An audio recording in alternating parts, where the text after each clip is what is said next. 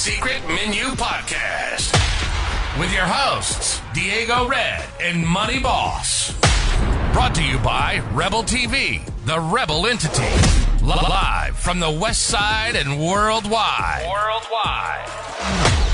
Real ones know what's up, and if you don't, you get the point. Tap in. It's the Secret Menu Podcast.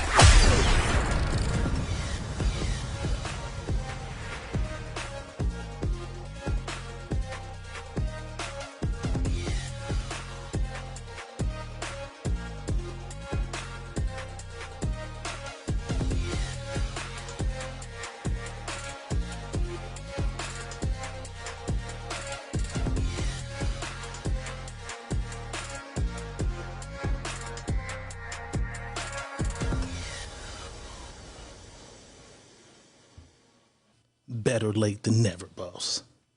That's what I'm talking about. Colored people time. Colored people time, y'all. They act like they don't know. Yeah. We in the house. Some people be happy because their kids be down, you know what I'm saying? Yeah, they get better action when them kids speak anyway. Yeah. We ready. They can watch us. They ain't got to watch the kids. You know what I'm saying? They ain't got to watch the kids. They can watch us. Charles and Latasha Brown in the house. Deuce Honey is watching. Mandy McIntyre is watching. Roberta Dimensions in the house. Nicole Manning. Lene Kyle. Julie's in the building. Tiffany Monet's in the house. They Okay. definitely pulled up. They pulling up on us, boss. They definitely pulling up. What happened, man? I thought you was flying into town. Okay, God. I promise you. So, my flight was out today at supposedly 1:30. But my guy that hooked me up, because I got a hookup, my guy hooked me up with the ticket, and he fucked around and put me leaving out of Vegas to Fresno. I did that myself before. Right? They got me, they booked me out of Vegas. Backwards, yeah. Backwards, right? So when I go to TSA and do the thing, they like, hey, wrong airport. I'm like, nigga, Fresno ain't got no other airport. Nigga, Chandler, and you ain't buying no ticket at Chandler. Where do you fly to out of that motherfucker? Anywhere. Deidre Skinner with 99 stars early in the game. Private place. But anyway, so the flight is not out to 2:30. So I get picked back up, go back to the house, chilling. I look on my thing, it says flight delay. Damn it. Because I get up about 1:15, I get up, getting ready to go to the airport, say flight delay. So I spin back around, boom, go back to the house. Because it says flight don't book till 3:30, right? Boarding don't start till 3:30. Nigga, I slide up on my man texts me. He's like, where you at? They looking for you. It's like 350. 250. I'm like, what do you mean? He's like, they're boarding, holding the door open. Yeah, that mean they was calling your name on the plane and shit. I'm like, nigga, I'm at home. He's like, bruh, if you can get there in 10 minutes, you can get on the plane. I'm like, bruh, I'm not getting there. Yeah, it was over. It was over. So that's why I didn't make it. But he booked me for a ticket. He booked me a ticket for the morning, so I'm straight. Damn. Mandy says those planes from Chandler crash in the houses. I've probably seen at least 3 of those crashes in my life as a kid. It used to just weird me out. Because I would think it would be something wrong with me because I was staring at the sky and I'm like, damn, what if that motherfucker just crashed? And then it did one day. I was like, what kind of shit is wrong with me? You know what I'm saying? Shout out to the Miami Heat. We lost our little game. We lost game 1. All the Celtic fans was, yeah. They came out the woodwork. Denver and Boston. And God damn, it's just game 1. You know what I'm saying? It was balling, though. That nigga saying in the house, you know what I'm saying? Without further ado, though, welcome to the Secret Menu Podcast. Yes. Tiffany said, wow. She has 3 teams. That's why. Yeah, right. Yeah, she has 3 teams and shit.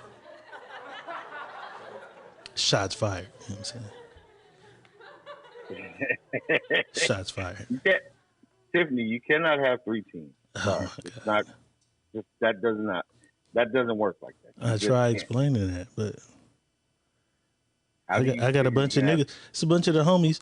They are LeBron fans, so they go wherever he goes. So I be like, but you can't, like, they had a main teams. Mike Larry is one of them. He's a closet Kings fan. And then finally they was doing good this year, and Mike Larry comes out of nowhere. He's a King fan again, you know what I'm saying?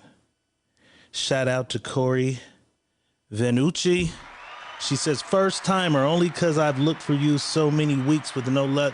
Glad you finally made it here with us. Diego Red is in the building.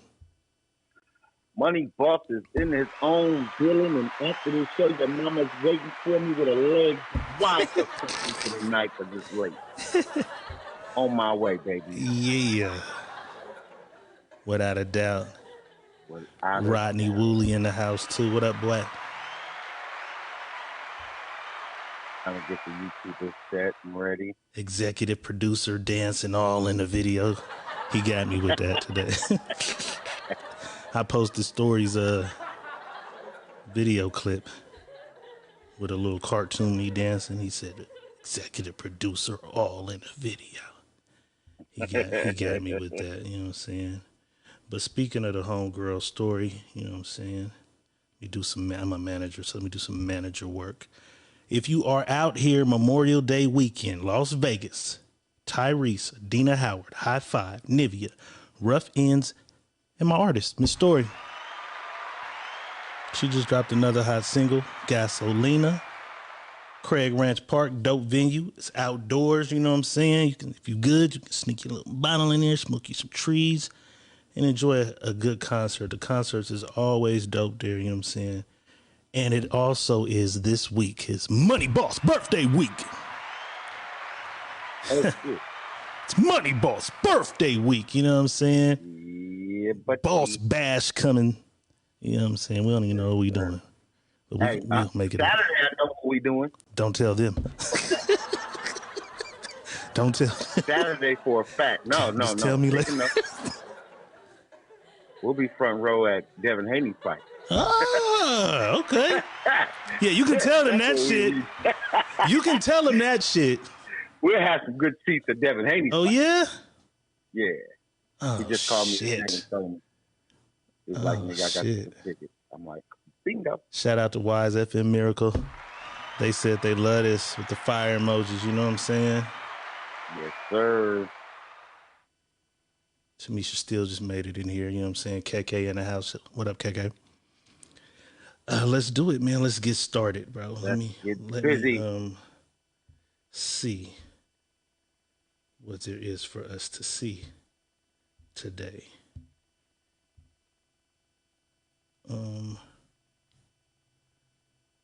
I thought this was crazy. And let me see. Let me load too. Is there any, I kind of like to start with mainstream shit, but I don't think I really have any mainstream news. I got some sports news that's hilarious. Yeah, I don't really have anything that's mainstream. So let's do this right here. A couple young ladies go to get their nails done and decide they're going to walk out without paying. Let's take a look.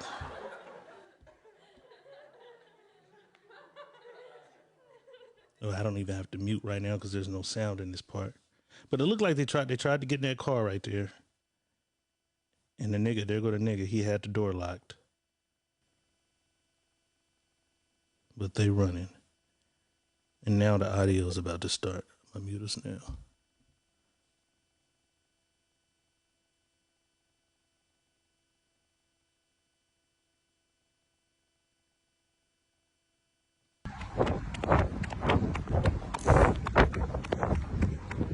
No, you didn't, baby. I call on it.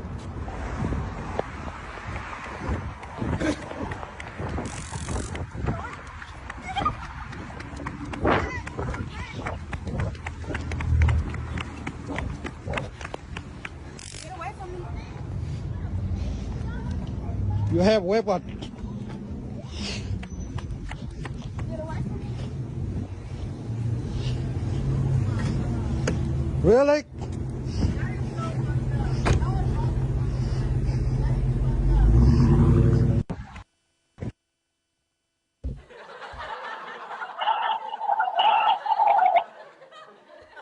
The nigga is the crazy one though, Right. because they're gonna have your plates. So the police are coming to look for you. They got their description, their picture, but they're coming to look for you. What the fuck? I want to know what the fuck do people be thinking, man? Honestly. What the fuck do people be thinking? What the fuck do these niggas be thinking? That be like you niggas is supposed to be leading, and you leading this motherfucker straight to the depths of hell. You knew that you wasn't. That's crazy. Y'all should have planned that out better. Look at Julie in here. Julie's a nail tech, so you know this just struck a nerve. Julie, anybody ever run out of your shop? Anybody ever do a run out of your shop? Yeah, that's crazy. The nigga going is crazy. Like the two girls, that kind of shit happens. But it's like I got this booster, and she be stealing all the good shit. I be behind it too. But she asked me, "Hey, I'll just get you a whole basket of shit today. You know what I'm saying? If you take me." I'm not driving my car for you to come running out of CVS. Like, fuck out of here. They're going to find that plate off that car, buddy. Put If some nails. he snitches on the two girls, that makes him a snitch still, right? For running that nail, because they're gonna. You gotta go to jail. Niggas gonna your snitching reputation is because you snitched on the girls who didn't want to pay for their goddamn nails. All right, let's get political. The IRS admits black taxpayers are more likely to face audits. It says here that they did a some type of research. According to reports, officers conducting the proactive patrol along. Oh, this is the wrong goddamn information. That's the wrong information. Is this it here? No, that's the same shit. I loaded the same shit twice. Well, pretty much they did a research thing on like the population. So they say based on the fact that it's like more black people by number, but as taxpayers, we're more likely to be audited. They tried to say it's based on the number of us. We're more likely to be audited. Because they always got something for us, man. It's always something for us. Because they're going to say, well, the audit is because they don't pay. So they don't send it in, or if they send it in, they ain't paying. So we're going to audit their ass and find out what they really got going on. That's just yeah, so they trying to word it so that it ain't like racial discrimination. it is, though. Right. You can't word it no other way. So if your name is like Hakeem or Tamisha, you did not expect an audit. You know what I'm saying? You definitely can expect an audit. You know what I'm saying? Right. One of my favorite actors is Jonah Hill, right? Mm-hmm. That dude's funny. He's been working. Never lost weight. Yeah, that's not it though. He's been working on the weight transformation, as you can see, boss. But fans are starting to become worried because this is Jonah Hill today.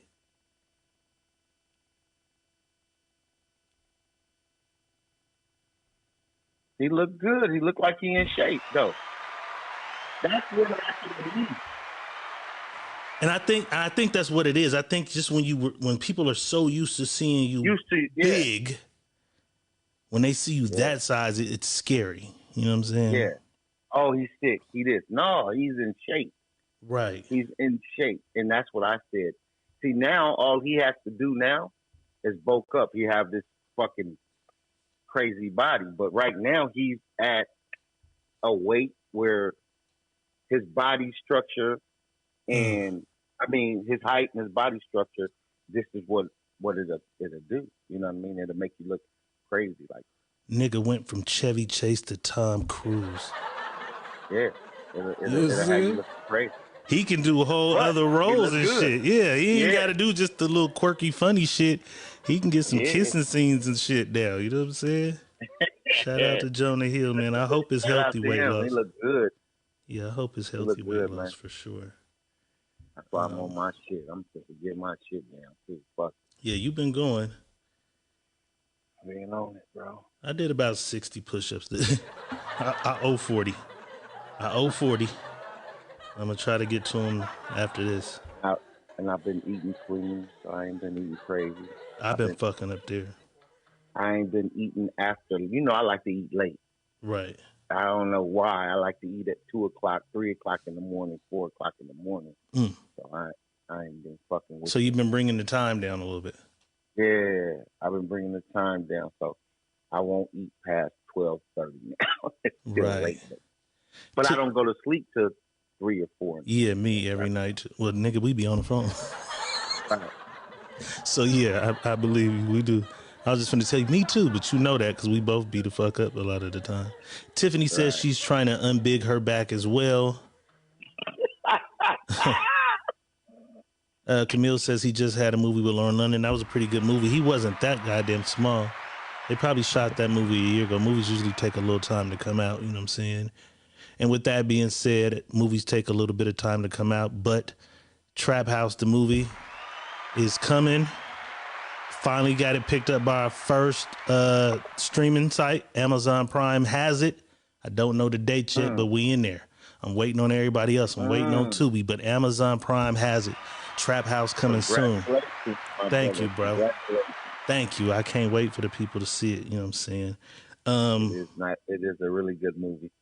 I'm waiting for them to see it. There's a high school class and a teacher is discussing the N-word, we'll just say the N-word, with another student. And there's a young lady filming. Let's take a look.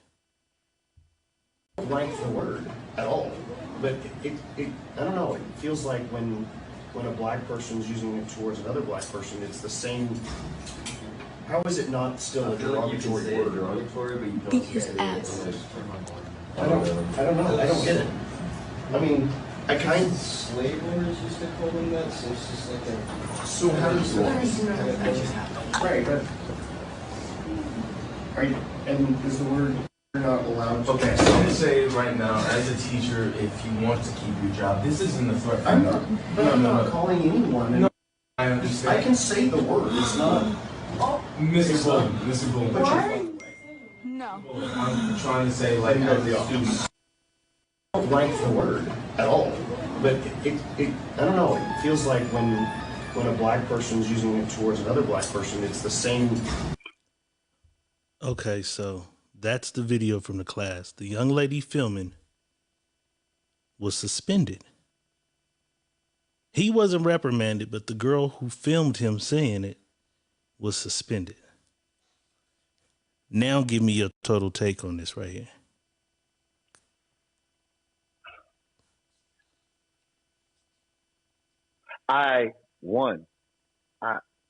His description of what he was describing was derogatory, period.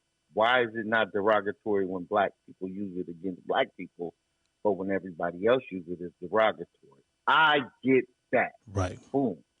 I understand that. Now, was she suspended because she was filming him say it, or did she get suspended for having her phone out in the class? They're probably going to spin it like, oh, you had a phone out in the class. Right. I get him breaking down the analysis of what black people said to each other. But you're having that conversation with a kid, you know what I'm saying? I'm sure that wasn't the curriculum for the class that day. So somehow, some way, a student and this person began to have this conversation. Then he used somebody had said it. he began to use it with the hard ER a few times. Well, I'm not saying stupid. He says it. You know what I'm saying? Right. And they was like, why quit saying it? And he's like, no, I'm not saying it to anyone. I can say stupid. You know what I'm saying? Is how he said it. So I think in a sense he was still kind of trying to be funny with it to prove his point of, I'm not calling anybody that. They call each other that. You know what I'm saying? Right. I just don't think the classroom was the right place. But, okay. So if you're teaching, okay? Mm-hmm. If you're teaching and some things are harsh when you're teaching. Some things are a little easier when you're teaching. Some kids can accept some things, other kids can't accept some things. So it's going to be a thin line where you're at when you're teaching. Right. But I can't get mad at him because everybody's so sensitive, bro. I think this is what it is. Mm-hmm. This generation is so sensitive. If you said something that they don't like,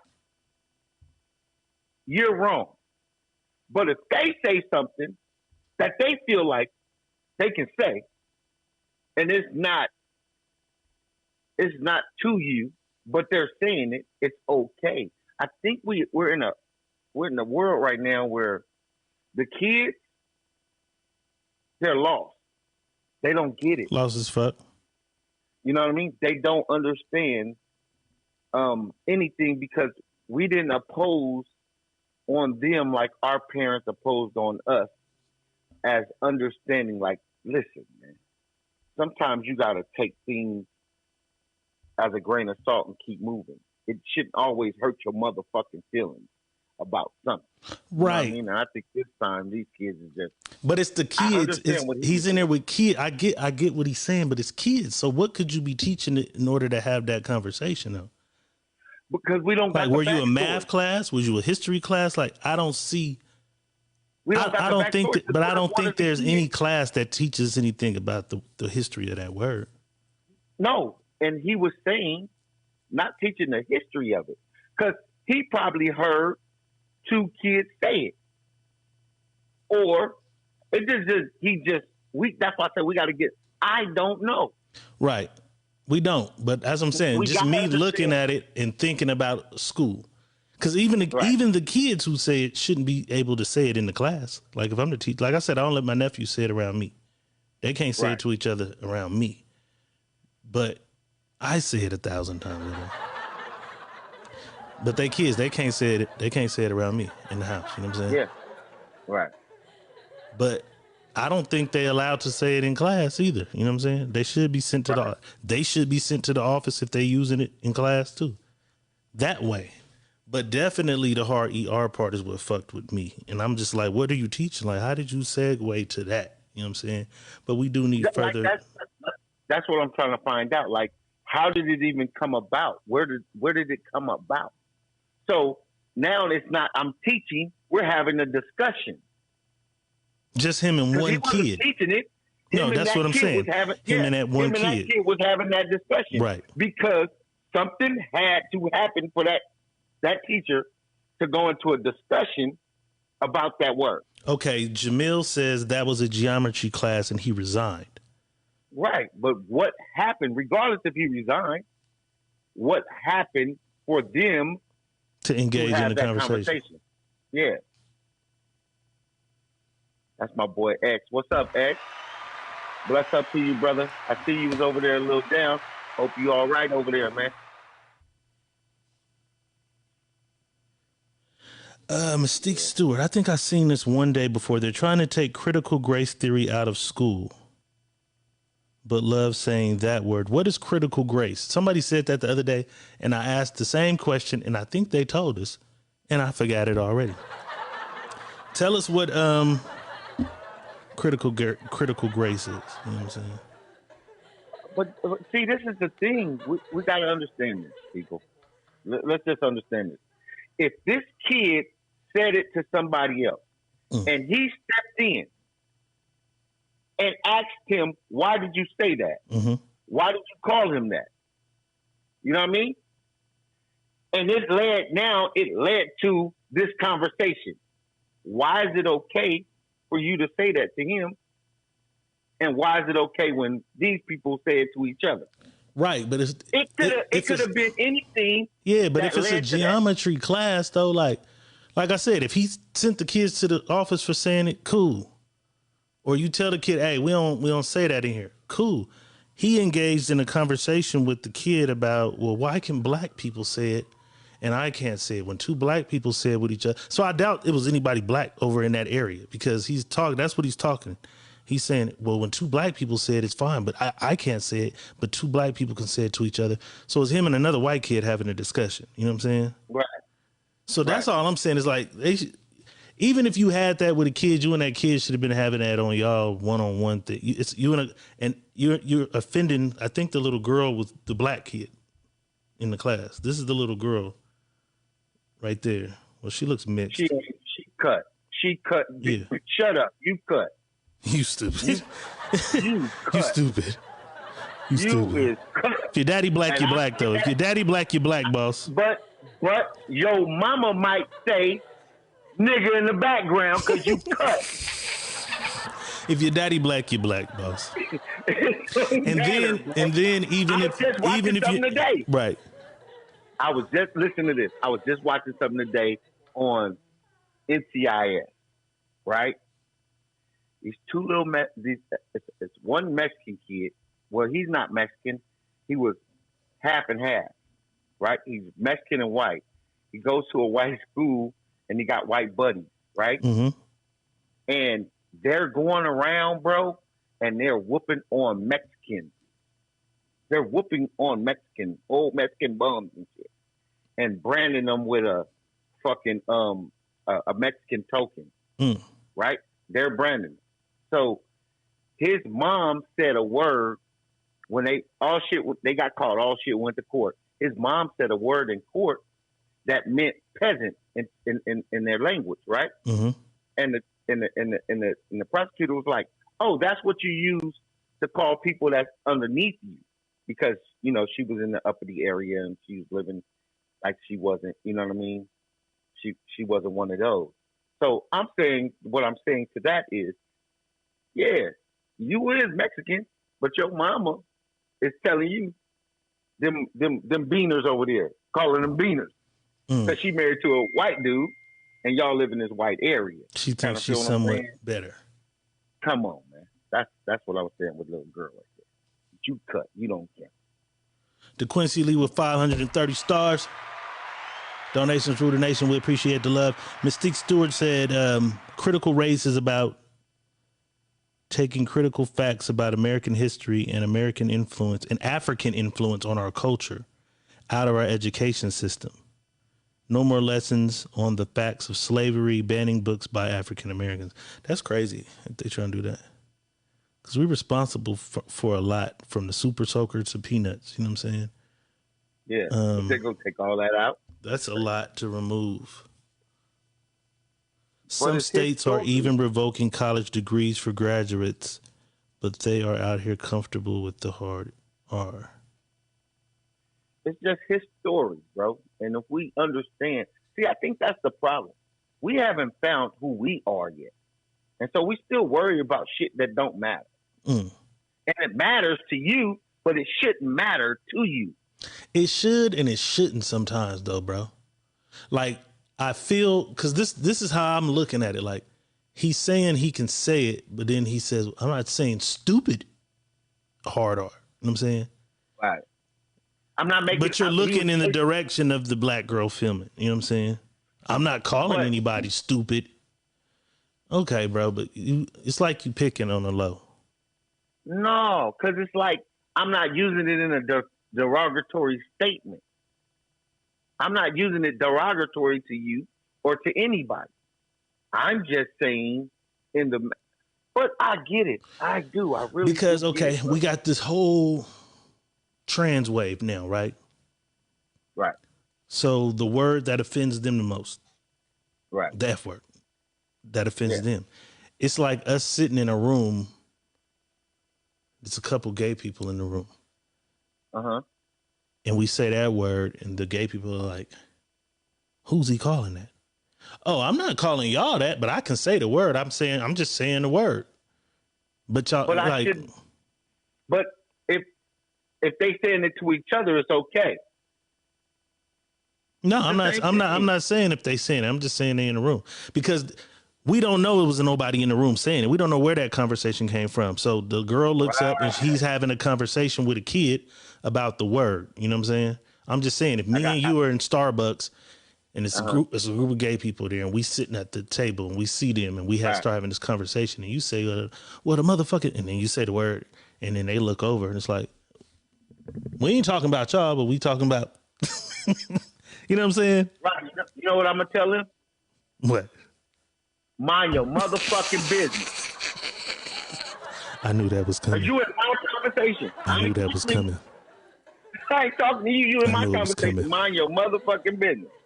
Oh, my God. Mystique Stewart says we should be reaching our kids anyway. Either way, the teacher, I think she meant teaching our kids. Either way, the teacher should be mature enough. Yeah, that's what I didn't like about it. A room full of adults, I probably wouldn't care. I get it. The kids, you know what I'm saying? I get it too. But when sometimes you engage in something, right, and you're not worried about everybody, you forget about everybody else when the engagement comes, right? You're engaging in the conversation, and you forget it's other people. You don't forget that you're just engaging because the conversation is going. I have a mixed student that is partially.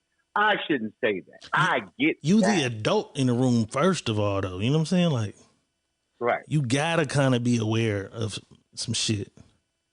But I don't know what city that was or where it was. The motherfuckers could have been in Iowa somewhere where it's like, you know what I'm saying? 3 black, yeah. Because I'm sure there's places where that shit is regular because there ain't no black people around. Facts, and they're having a conversation about it all the time. And I was watching some little white boys in Iowa that think they niggas. I was watching another podcast with an all white panel, like 3-4 white dudes having a conversation.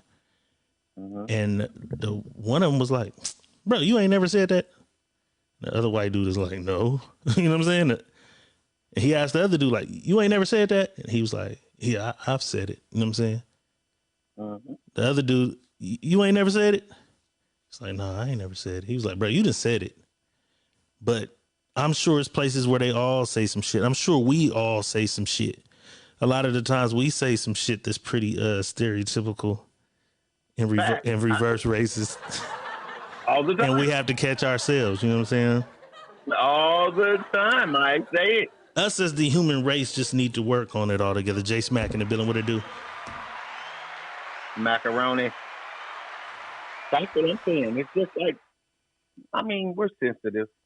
Yeah. Super sensitive. I think that's the biggest problem now. We're super sensitive about everything.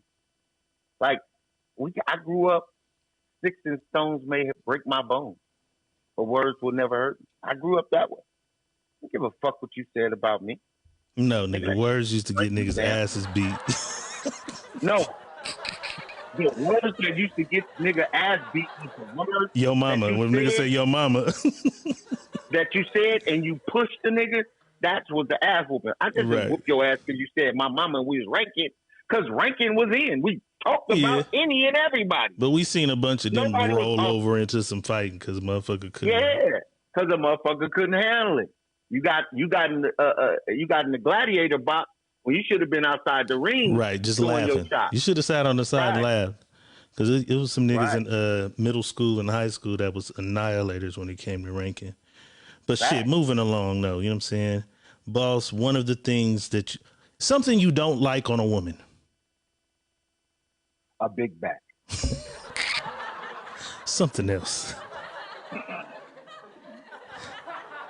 I thought it was feet for sure.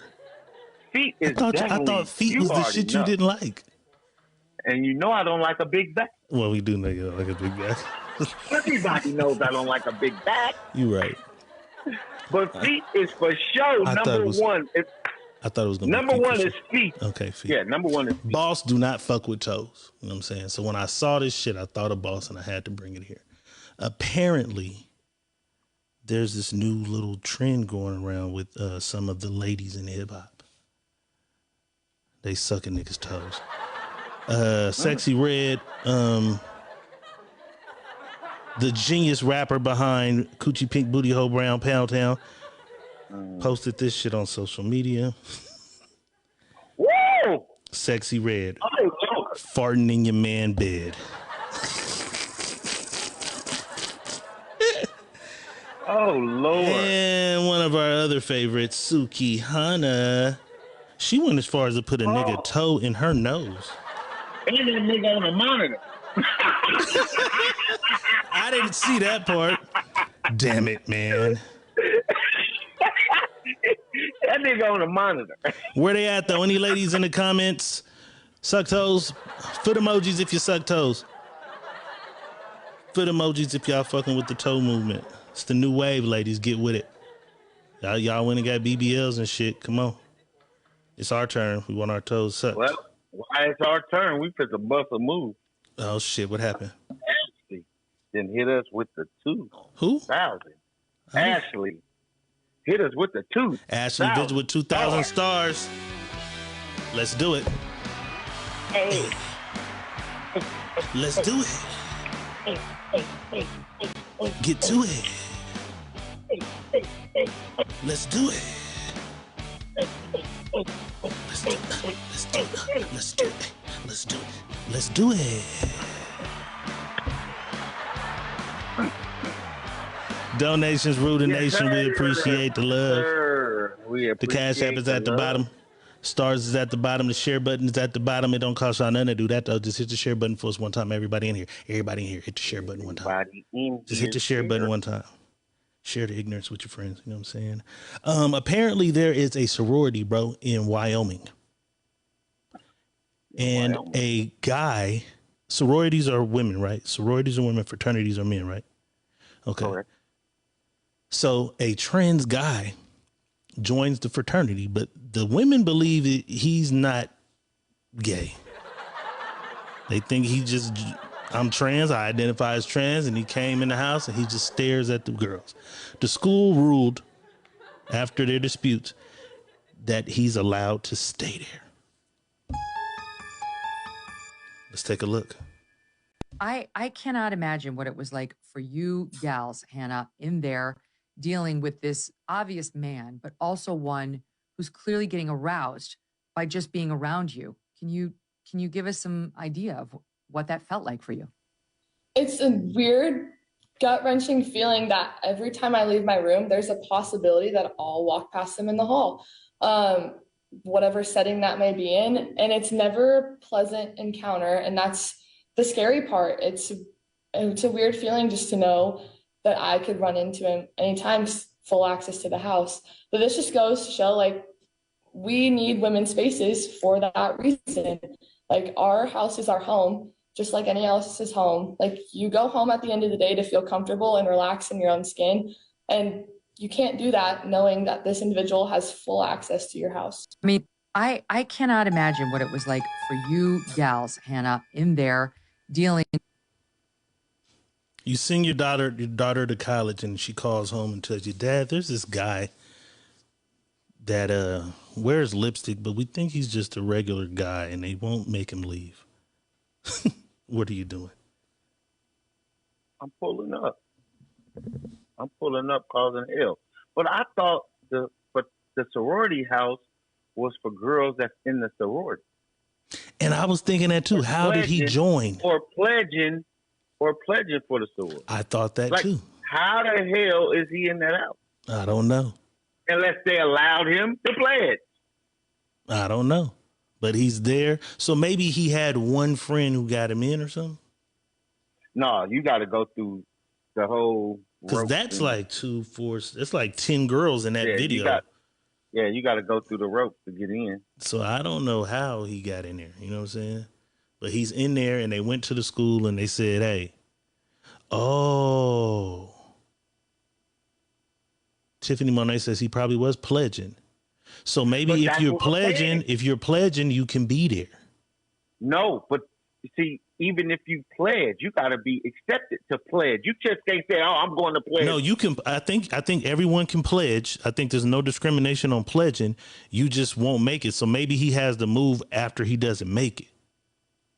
So you can just go to any fraternity and tell them, "Hey, I'm pledging to go to be in your fraternity." I think so. Yeah. I don't think Let's that's how find that out. works. Let's Google it. I don't know. Because I don't think some years ago, probably 20 years ago, they stopped the discrimination on the anybody can pledge. I thought anyone could pledge. Let me see. I thought you had to be Voted. in to pledge. Yeah, I think they got to accept. That's like the motorcycle club. You just can't come join my club. Somebody has to bring you to the table. When they bring you to the table, we have to vote on it as a whole. Okay, it says once you have accepted a bid to pledge a sorority house, you are committed to that house. Whatever that means. Understand process only takes a month. It involves serious commitment. Yeah, you got to be accepted. So I don't get that. So I'm saying that's why I said maybe if all you need is a bid, it only takes that person to have one friend, right? No, it takes more than that. No, the bid is the whole thing. See, it's just like this. It's just like, I don't understand. It's just like the motorcycle club. It's like this. Diego, you come to me. You like, hey, I want to join your club. All right, cool. I got to take this to the club. Now we go into a club meeting and we say, hey, we got Diego. He want to prospect. Want to take a vote on letting him come in and prospect. Cool. Everybody vote, and it's yay or nay. So if it's yay, then you become a prospect. Then you can come in. But that's what I'm saying. With that many girls in there against him being there, it has to be a minimum of 2 people to give you the bid or something. It has to be something, because a house is only gonna have what, maximum 20 people in there. How many people fit in them houses? Shit, I don't know, a lot, depending on how big that motherfucker is. Yeah, with that many people against it, somebody had to agree. And these are the 10 girls or 15 girls, however many girls in that video that are. Let me see how many girls that look like. Really getting aroused by just being around you. It's about 10 girls. Can you give us some? It's about 10.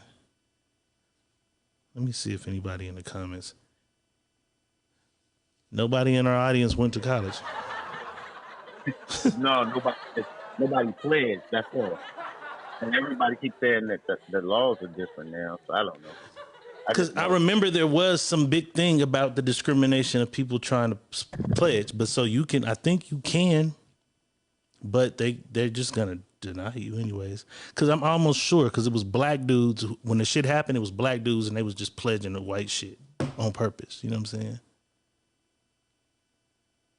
I don't know. But everyone that's janky pledged, though.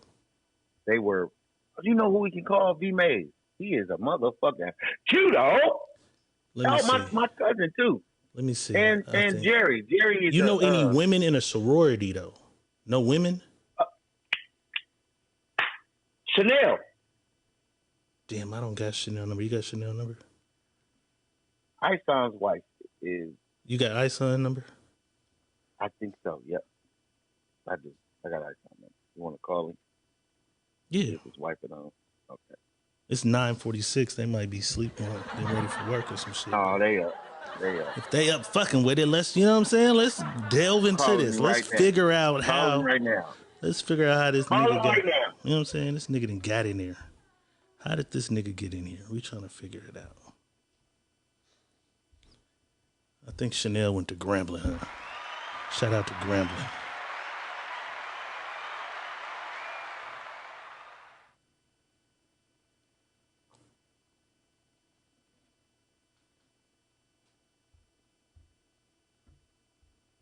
And since I'm doing shout out to YouTube and Twitch, our viewers over there, we see y'all. No word? No answer, my brother. Okay, we can try. Let me text people. Hey, I don't want to just surprise call the nigga. No answer.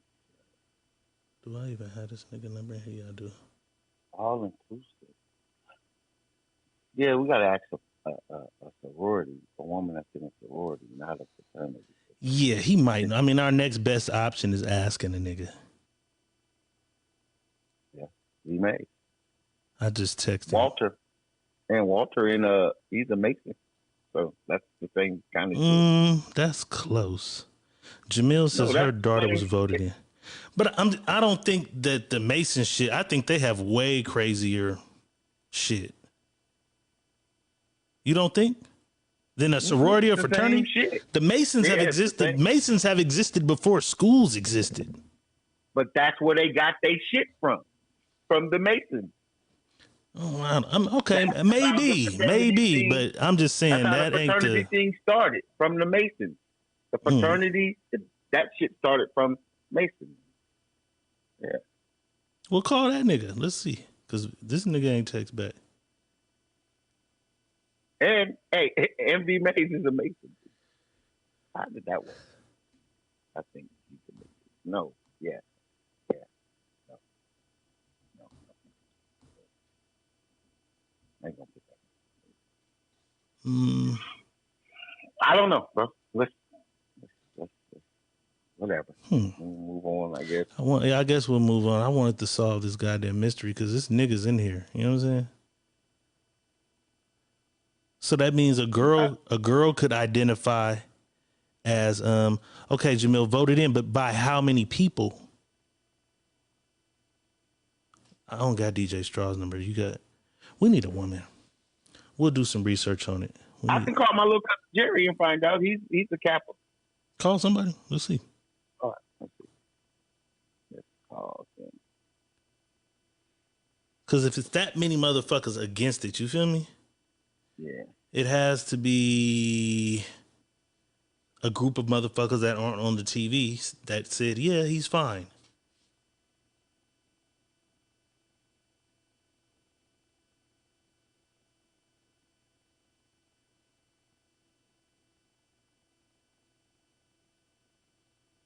Damn, y'all don't know all city girls. Everybody's a city girl. Ain't no more goddamn women in sororities. Nobody got nobody. Look at all these black men in the goddamn comments. Everybody knows somebody in a fraternity though. Where the hell is all the women that is in sororities? Damn it, what is y'all doing? Instagram models now. Just everybody's an Instagram model. It's crazy.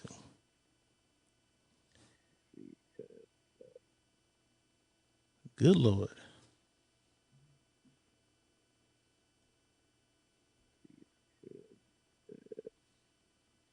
All right, fuck it.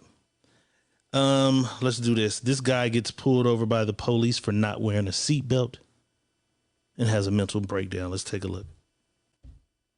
Seatbelt on. They're running, right? I want to see them beep them, though. Because I watched you put them on, sir. Now, please put them on, or I'm going to ask you to step out of the vehicle. And when I do so, that's a lawful order. And if I have to, I can forcibly remove you from the vehicle, sir. All right? I broke my glasses. You like that? Yeah. $150 fucking glasses. Oh, that's your problem. Okay, you're acting like a child right now. My money? Here. You're acting like a child. I want your driver's license and your insurance. Here's everything I have. Here's my money. Here's my You're money. acting like a child, sir. Here's my card. Here's everything. Your driver's license, sir. Hand it to me. Take my money. Take this too. Take that. Your driver's license, sir. You're just destroying all my stuff, ruining my holiday. Yeah. Accusing me of something I'm doing. Ripping up the money. I spent $500 for my fucking family. Seatbelt on. They're running, right? I want to see them beep them, though. Because I watched you put them on. He lost his whole shit. His wife ain't trying to stop him or nothing. Like, bruh, you know what I'm saying? Nikki Nefertiti says you submit your application, they interview, then vote. Yeah, I'm telling you. So maybe he came in full woman shit and they realized it later? Probably. But they didn't notice? I'm going to do a post tomorrow. Somebody from a sorority going to pop up and let me know. But yeah, that nigga was pissed off. And since he was in a car, let's just keep motherfuckers in a car. Boss always tell people to what? Mind your motherfucking business. And here's why. Let's take a look. This shit wild and Man, this shit hella wild. Oh, shit.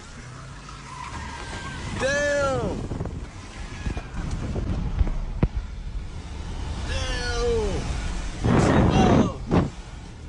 This shit wild as nigga. On the balls. Live action. This shit wild as bro. Damn, bro. This bitch on this bitch, bro. Bro, this shit crazy. Bro, this shit crazy as bro. Bro, this shit wild. She hanging on. Damn, man. Fuck my shit up, man. I need a new fucking car. Fuck on these bitch ass motherfuckers, man.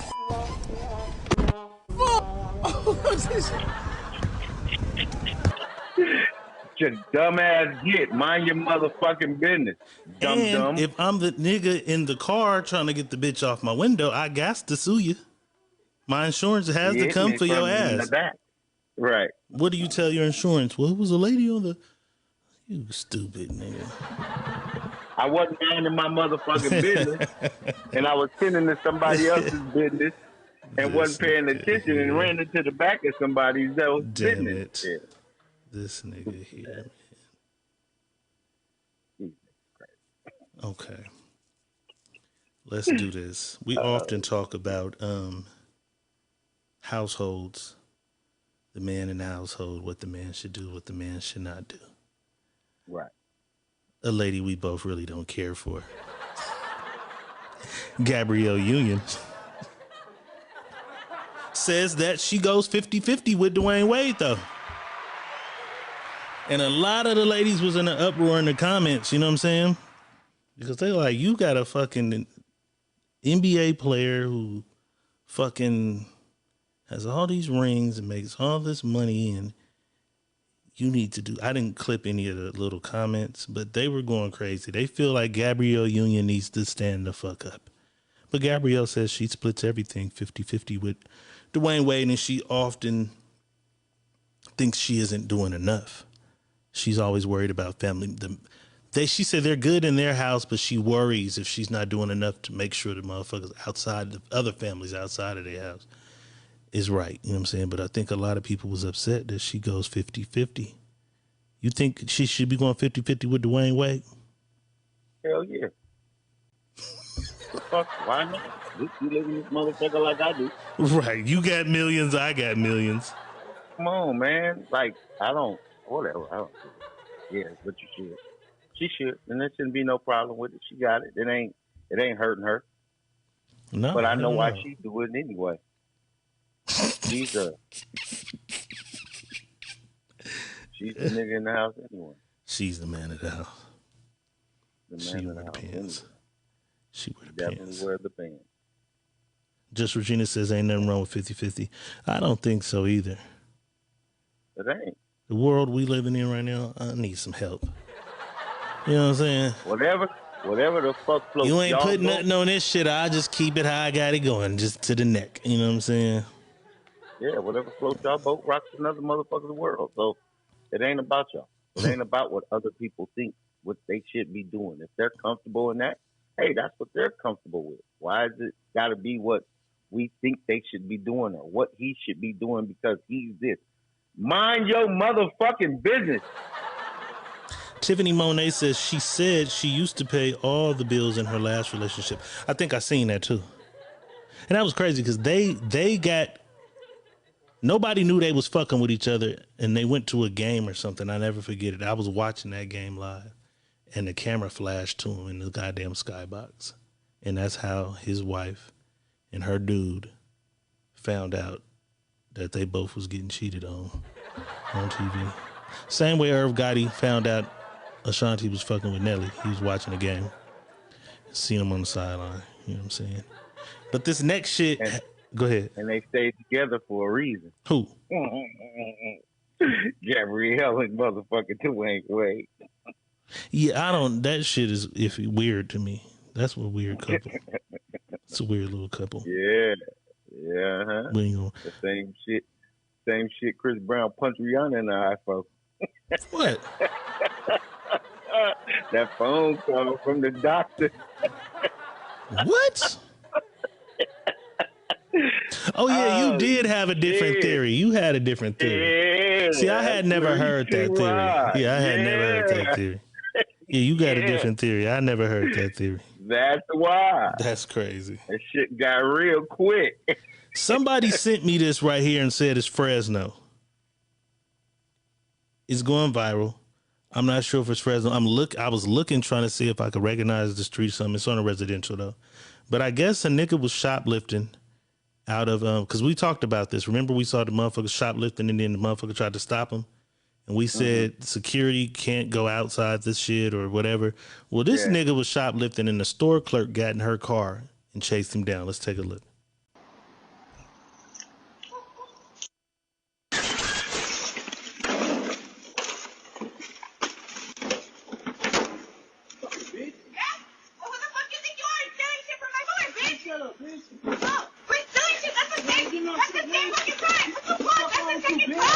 Stupid ass bitch. Yeah, of course, Larry, dumbass. Fuck your ass, bitch. Fuck you. You don't live the fucking life I live, bitch. Oh, you see me living in my fucking car? Shit, bitch. You know I fucking live in my car? You fucking working hard, you fucking live in this car? Shut up, bitch. Fucking asshole. Ain't that fucking serious, though? Not that fucking serious.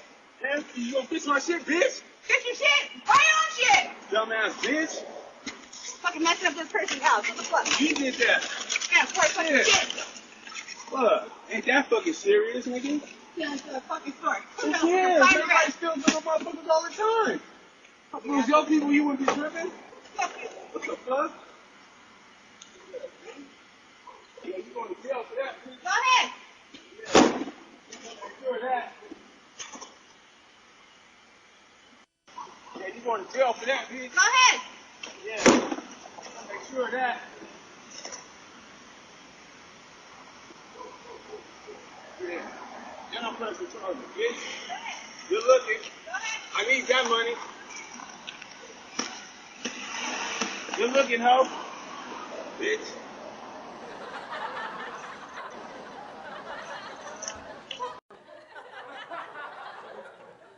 She chased that nigga down and ran him over.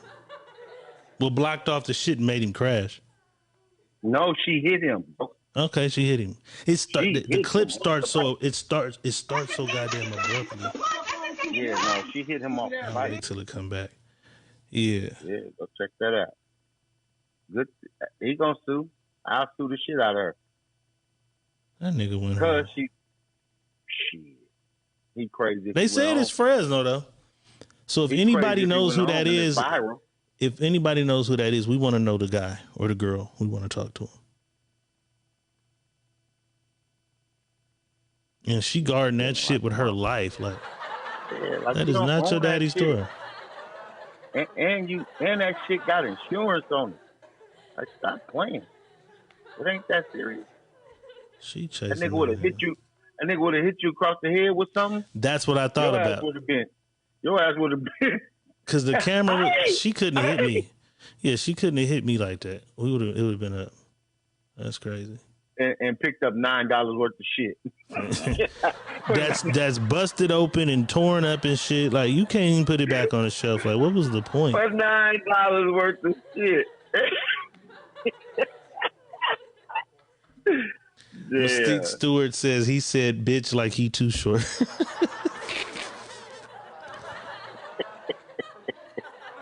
Damn it. We seen our boy in the airport. Lil Meech from BMF get stopped, and boss called it. Boss said, yeah, he was fucking with Tyreek. Well, Tyreek was in the airport the other day, and he reenacted the whole thing. Let's take a look. Bro, chill. I mean, don't search me. I'm a minor. Like, he packed my bag. Bro, chill. Do you have your ID on you? Sir, my ID's in my bag. In the bag? Yes, sir, listen, I'm a minor, sir. I have security guards. They left that in my bag, sir. I did not pack my bag. Well, we can get that all straightened out after the fact, okay? Thank you. Bro, chill. I mean, don't search me. I'm a minor. Like, he packed. Got his ass. Got his motherfucking ass playing. I told you it was coming. I knew it. And 50 instigated it.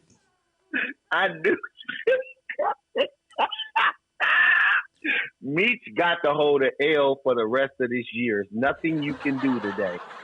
Yeah. You're gonna hold this L, buddy. My nigga went outside. I was You went out left field. team BMF too. You told on your mama and your little brother. That was crazy. Your mama and your little brother. You put your mama in some shit and told on your little brother. Crazy, nigga. What's wrong with this nigga? Daddy in jail just disappointed. Your ass is stupid. Oh, damn. Shit. Damn. That's fucked up. This next shit, boss, it's ironic when I seen it because we do this probably once a week. And we've asked this question at least 3 times. If you're in a marriage, so let's do this. We'll do this first. Real fast, though. Comment fast, people. You're married. Married 10 years. 10th year, husband or wife cheats. Are you leaving? We'll give the people a few minutes. 10 years of marriage, 9 good ones. You find out he fucking somebody else in the 10th year. Yep. Hell yeah. Is it over? Okay, Camille Gasby was quick on the draw. She didn't even have to think about it. She's gone. Precious says no. Lene says no. K Goff says no. Mystique says she's staying. Mike Larry says depends. Depends on what, Mike?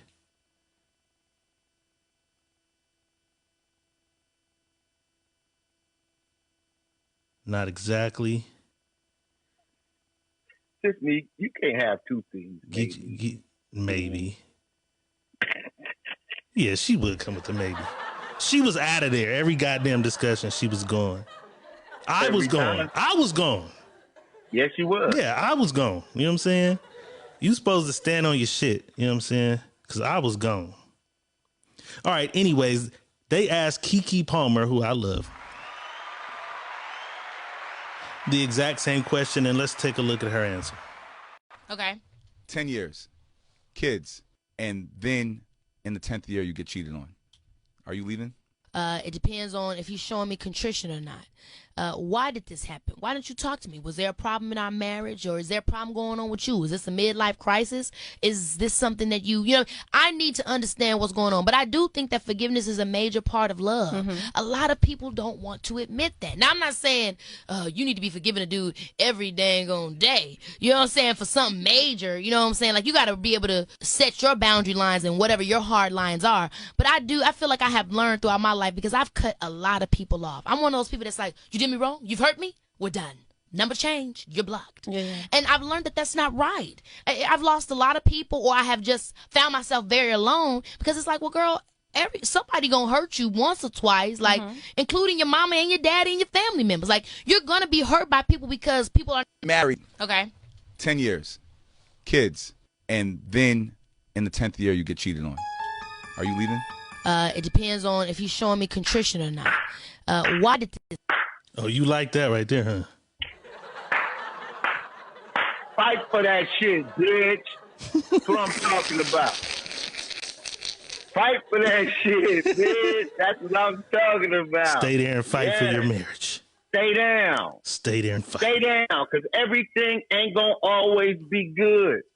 You're going to have some bad shit going on. You're going to have some fucked up times. You're going to have some ups and downs, roller coaster rides. You're going to be in the rocks, maybe. You're going to be on top, maybe. You may just be floating along. Shit don't always be peaches and cream. Shit happens. Work through it. If you cared enough to marry me and keep my last name, work through it. We can fix this shit.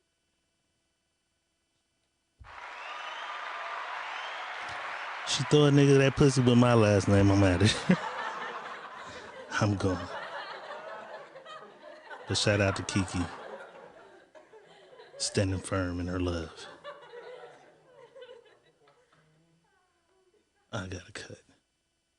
Ain't no divorce in here, buddy. Yeah, you said it's for life. It's for life. It's for life, for real. It's for life, for real. Ain't no divorce in here at all. Bitch, get the last name that I'm giving. Bitch, you're going to be mad on the couch trying to figure out what the fuck happened, and we going to figure this shit out. Mad in the motherfucker. We're going to be mad in the motherfucker for a while. You're going to be mad in the motherfucker for a while. Shout out to my nigga Chris P. Davis in the house. I'm driving on some random shit and ran into this nigga, boss. And this nigga took me in a motherfucking mansion so huge the other day. A huge mansion, you know what I'm saying? He was with the boy Black, you know what I'm saying? Yeah. I ain't seen him in years. Let's read some of the comments. Chris P. Davis says, no one is perfect, including you. He might cheap and you may fuck up a lot of money. Oh, he may be cheap and you may fuck up a lot of money that y'all put into a bad position, that put y'all in a bad position. So it could be numerous things, you know what I'm saying? It could be numerous things that bring your relationship to a halt. I mean, we had somebody on the show live that left for financial reasons. She left her marriage, you know what I'm saying? So all type of shit does that. Mystique Stewart says, people mess up. Habits are different than mistakes. So Mystique, how many times is he allowed to make that mistake, though? Mistake, right. That's what I'm saying. Because you say that, but then you might be like, I left because he cheated twice. Yeah. Boss says fight through it all. You got to fight through it all. If this is what you chose to do and you chose to get married and you said you're going to hold each other down till death do us part, then hold it down. Because it's going to be bad times. It ain't going to always be good. It's going to be bad times. You know what I'm saying? And then when you find out a motherfucker cheated, why did he cheat? Find out why he cheated. Maybe it's something you missing that you ain't understanding why he cheated. Or maybe he not understanding that he missing something and she went out and cheated. You know what I mean? She not getting something that you need to give her. Sometimes you just got to find out because it's always a reason before the action. It don't just bang, bang. It's a reason before the action. Period. Mike Larry says, depends if it was a one-night stand or ongoing thing that led to sex. So if you hit it twice, you're gone, Mike Larry?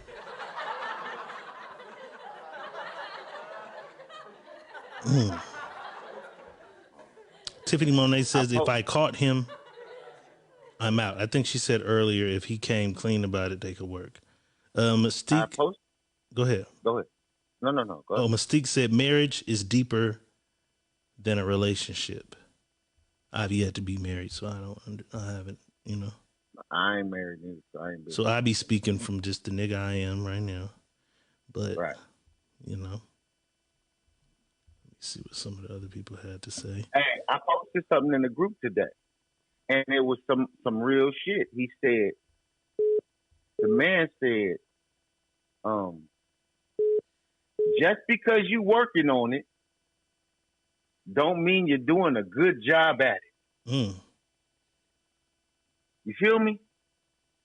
Shit can still be bad because you're working on it. You gotta find the common ground to make the shit right. You know what I'm saying? So everybody got their own little hold to what they do and how they do it, but I don't know. I'll get married. I don't get bitch. You're gonna be mad on the couch. Caller, I think you were calling for the show. Call back. I didn't know because I wasn't running the number, but I think I know who that was. Call back if you wanted to speak.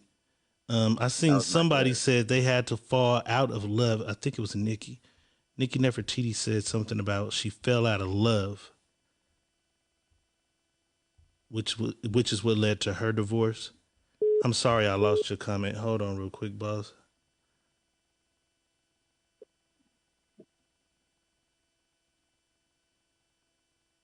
Caller, you're on the line with the Secret Menu Podcast. Who's calling? All right, hold on. One moment. Hold on. All right, caller, you're on the line with the Secret Menu Podcast. Who's calling? Mike Larry. Mike Larry in the building. One of my co-stars in Trap House. He plays Uncle E in Yeah, Trap man, House. you know. Yeah. So if it was what I a saying, one-time thing, well, I mean, like Boss said, when you marry, it's for better or for worse, man. Like me, I'm religious, so if I take vows before God, I'm gonna work it out. I'm gonna try my best to work it out because, like I said, I took vows, but it all depends. Like if it was me, I could be out.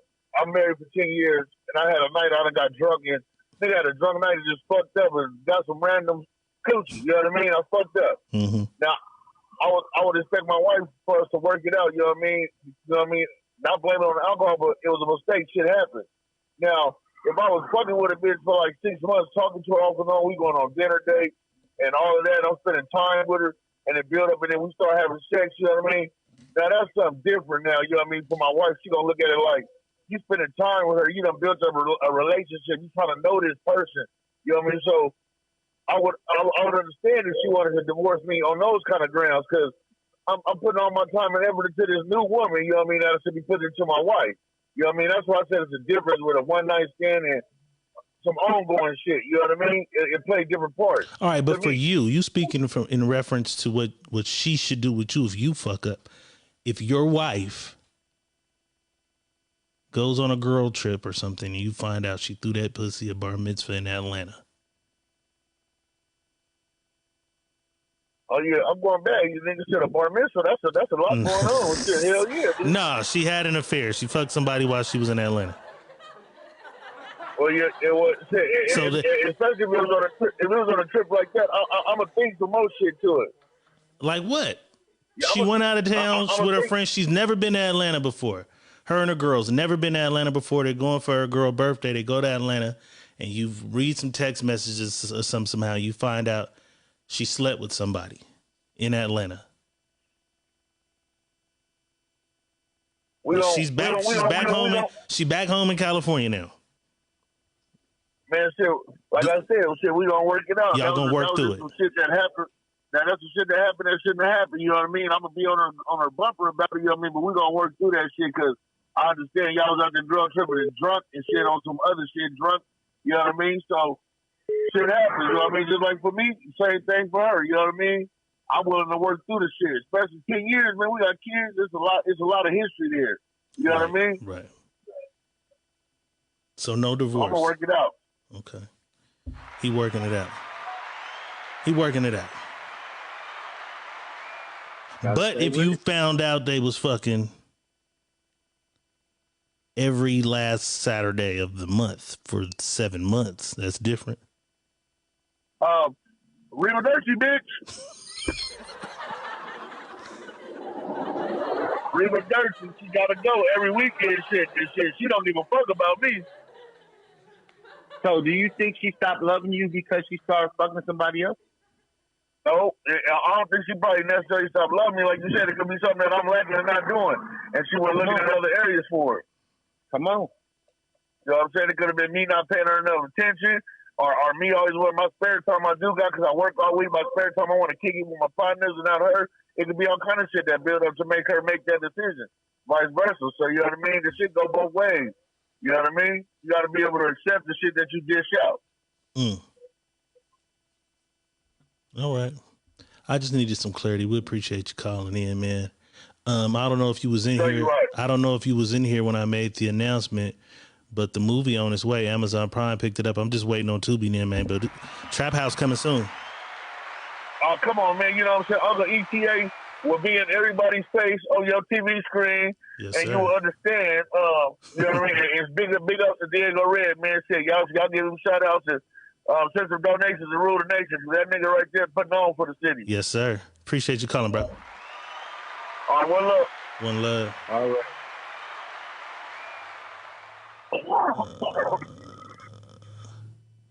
right. He said he's fighting for it.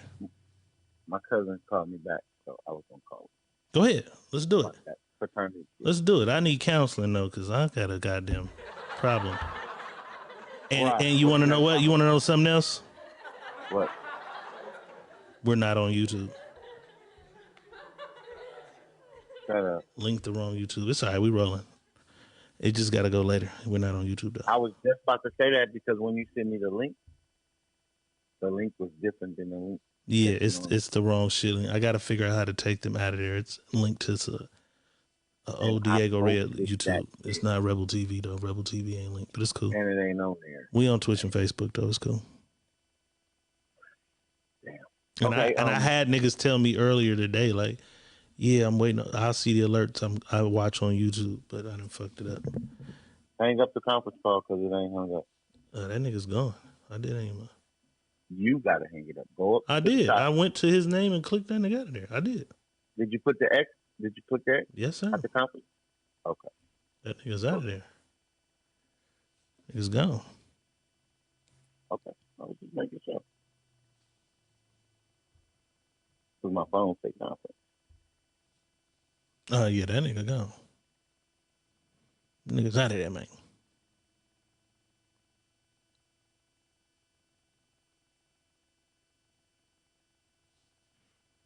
This was the sorority thing, right? I know it ain't going to. Whatever you did, it's still because I can't make a phone call. All right, you want me to hang it up? I'm going to hang it up. All right. All right.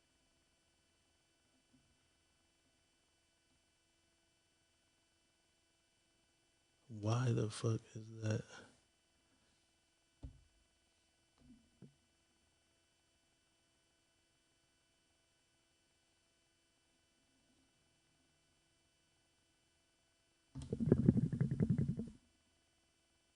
Hello? There you go. Now, okay. Can you do it now? All right, cool. Yeah, I can go now.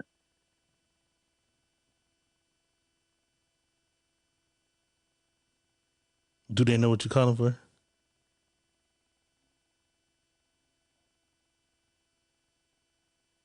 Did you text them? They know what you're calling for? Can you hear me?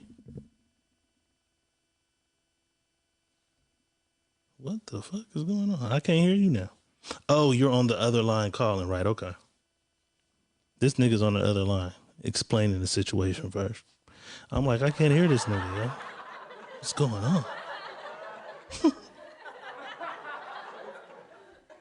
Yeah, I need counseling though, y'all, because she get that pussy away with my last name. Yo, we back. Yo. Okay, I got my cousin on the phone, JPK. If everybody don't know who this is, it's JPK. He does the photographs and the videos. My little cousin. Hey, Jill. Yes. You're on the Secret Menu podcast right now. How you doing? I'm doing good. Yourself? How y'all doing? Good, bro. Good. We can't complain. We were having a discussion about joining fraternities and sororities. Okay, yes. Our question is it the same way? Do fraternities and sororities do the same thing to get in? Like, that's what we're trying to figure out. Yes, most of the process for the fraternity and sorority is mainly the same process, yes. Okay, can you give us the process? I can't give y'all the process like that, but it's like a sacred kind of thing, so I can't really give the full process, but you do have to go through a certain stage, and you need letters of recommendations to even be a part of the Greek organization. Okay. And, so somebody has to, I can't just say, hey, I want to go join your fraternity. No, there's definitely steps to it. Approval from previous members of the fraternity, and then are you able to tell us how many though? Let me ask you this: the typical frat house or sorority house, right?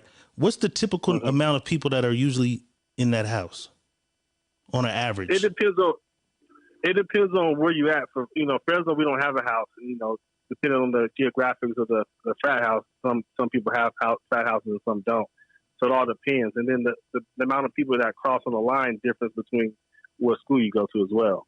Okay, so this was the scenario. There was a sorority house of women, and there was a guy who identifies as trans woman. Okay. And he was there, and it was like 10 or 12 women on TV.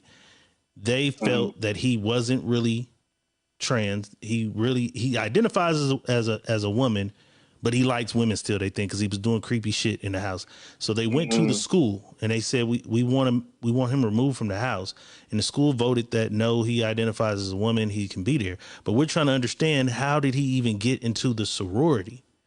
If there's 12 women saying we don't want you here, I'm trying to figure out how many people does it take to vote somebody in is what we was trying to figure out. Oh, they definitely. It depends on what if it's a Divine Nine or if it's just a regular, sorority or fraternity. It differs, but they definitely can vote them out. But I don't think it should even got that far for him to be even inside the sorority. So it all depends on the situation. So somebody who's not fully in it can stay in the house? No, they shouldn't be able to stay in the house. No. Yeah, because that's what we puzzle. Initiation stage. No, they shouldn't be able to stay in the house. No. That's why we trying to figure out how the hell did they get in the house? Yeah. So yeah, definitely shouldn't be in the house now. So it has to be another group of people who accepted that person, probably. Yeah, they got to get approval process to get that far into the frat house, and then from there they got different stages, and then but of course if something go down where they're uncomfortable, they can definitely vote them out and get them out the house. Well, they went all the way to the school to try to get them out, and it wasn't working. That was the whole thing. Oh wow! Well, yeah. If you got Boss on your page, it was one of the earlier stories. You can go back and watch the replay. And you'll see the news clip. Was it a Divine Nine or just a regular sorority? I'm not even sure. And they were white. Oh yeah, see, they're not Divine Nine then. Yeah, so it's the difference between Divine Nine and regular sororities and fraternities. They have different rules and policies and stuff like that. Okay, so maybe that's what it is because they were white. Yeah, definitely. Man, hey, man, we really blessed, man. Blessings and good shit you're doing over here in the city. Hey, if you guys don't know who this is, it's JPK. So check him out on Facebook. His name is Jerry Kelly Jr. on Facebook, JPK on Facebook. You need pictures for your weddings. You need pictures for anything. Graduation's coming up. Call him. He's a book guy, but probably get you in. Appreciate you, bro. Keep doing the podcast. Y'all doing a good thing over there. I'll be watching. Appreciate it. All right, cuz. Good looking. Yep, have a good. All right, right. Yeah, so they white, so their rules might be completely different. It could take two people, one person. So it's completely different. Ain't no telling how he got in there. You know what I'm saying? Ain't no telling. All right, this next clip,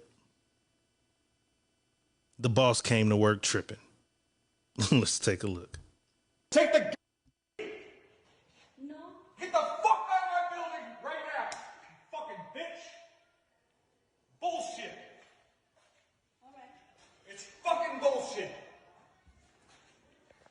Go ahead, you send that to fucking Michael. You can send that to Michael, you fucking piece of shit. Fuck you.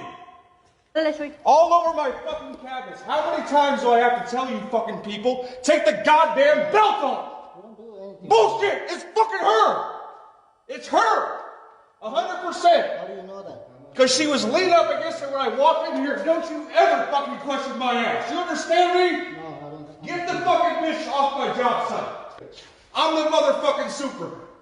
I'm the owner of the GC company. Okay. What I say fucking goes, get the fucking bitch off my job site. And you can keep recording me all you fucking want. You're a goddamn worthless piece of shit. Fuck you. No touch me. You. Take the no. Get the fuck out of my building right now, you fucking bitch. I have to let that slap go again. He slapped the lady, bro. He's getting sued like a come on out them pockets, GC company. Yeah. Walter Freeman says, I like that dude. He's getting sued like a motherfucker. That's great. And that was a lady he slapped. Right. The other two was dudes, but that was a woman. He slapped a woman. He was tripping. Kiss your ass goodbye. Kiss your ass goodbye.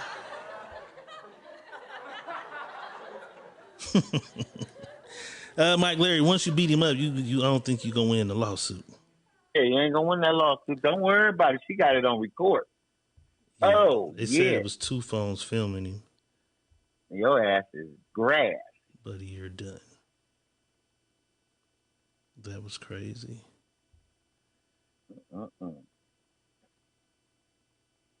It don't matter. No, it don't matter. Have you ever seen Nikki? Trust me.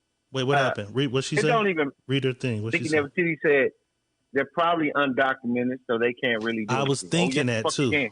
Oh, I yes, was the fuck thinking you that. can. Have you ever got hit by? Have you ever seen an undocumented Mexican hit your car? Hit a car, not your car personally, but hit a car in a car accident. Oh yeah, they still got rights in this motherfucker. They still got rights in this motherfucker too. And if he's a business owner, he gonna be in trouble for even letting her work on the job. That if part. she's undocumented. That part. So he can't use. You right, boss. He can't use that as his. You can't use You that. can't as use nothing. that to fight the lawsuit because you hired him.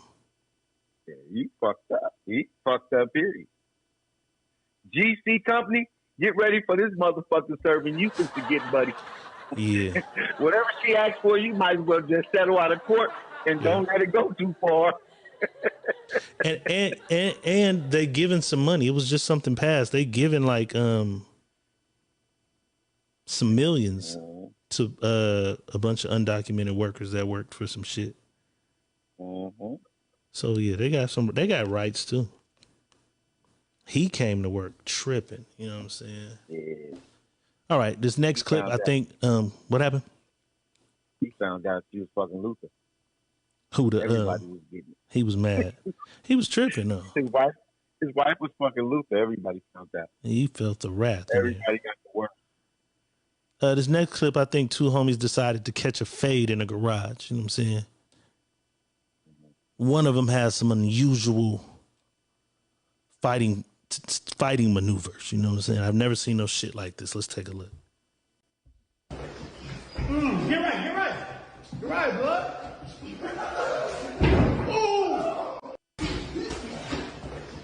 Ooh. You're right, bud.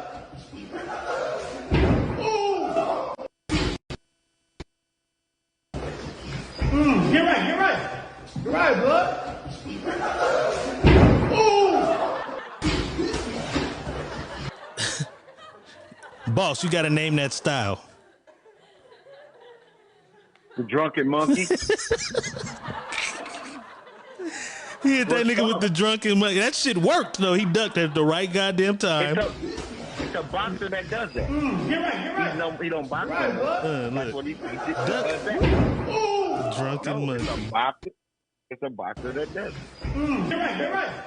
You're right, bud. This nigga Antoine does it too. That shit worked for him. That is the most unusual shit I ever. He ducked right at the right time.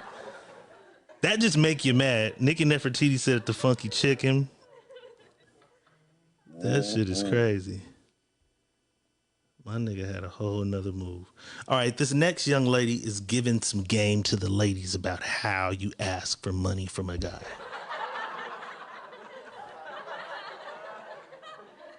She was asked about, how you ask for money or whatever.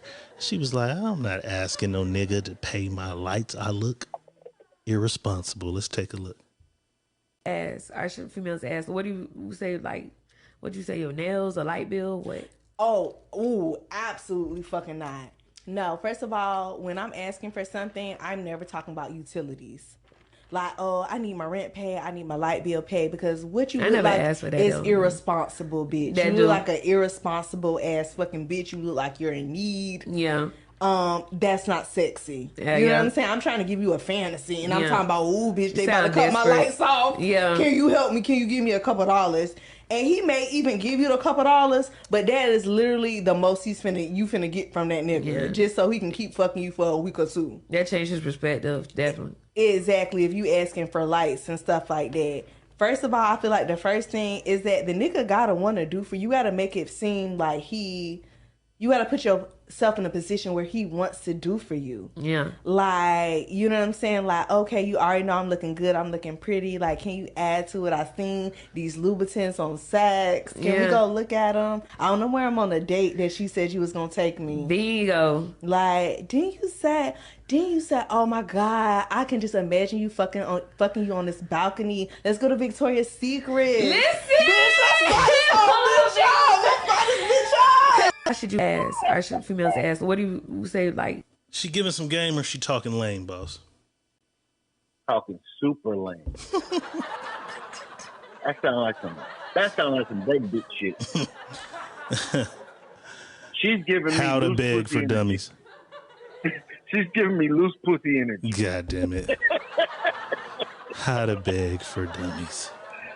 How to beg a nigga for money. That's what she said. Nikki Nefertiti says, I have never and will never ask a man for anything. All right. I'll give you a little noise for that. What? Julie says, but why do you even have to ask for money? If he wants, he will do it on his own. Because the lights are off, Julie. Her PG&E is late. She Her got a fucking lights are off. Manny McIntyre says it's just a fancy way of begging. Gabrielle Brown says bum bitch behavior. Tiffany Monet says I've never asked for money.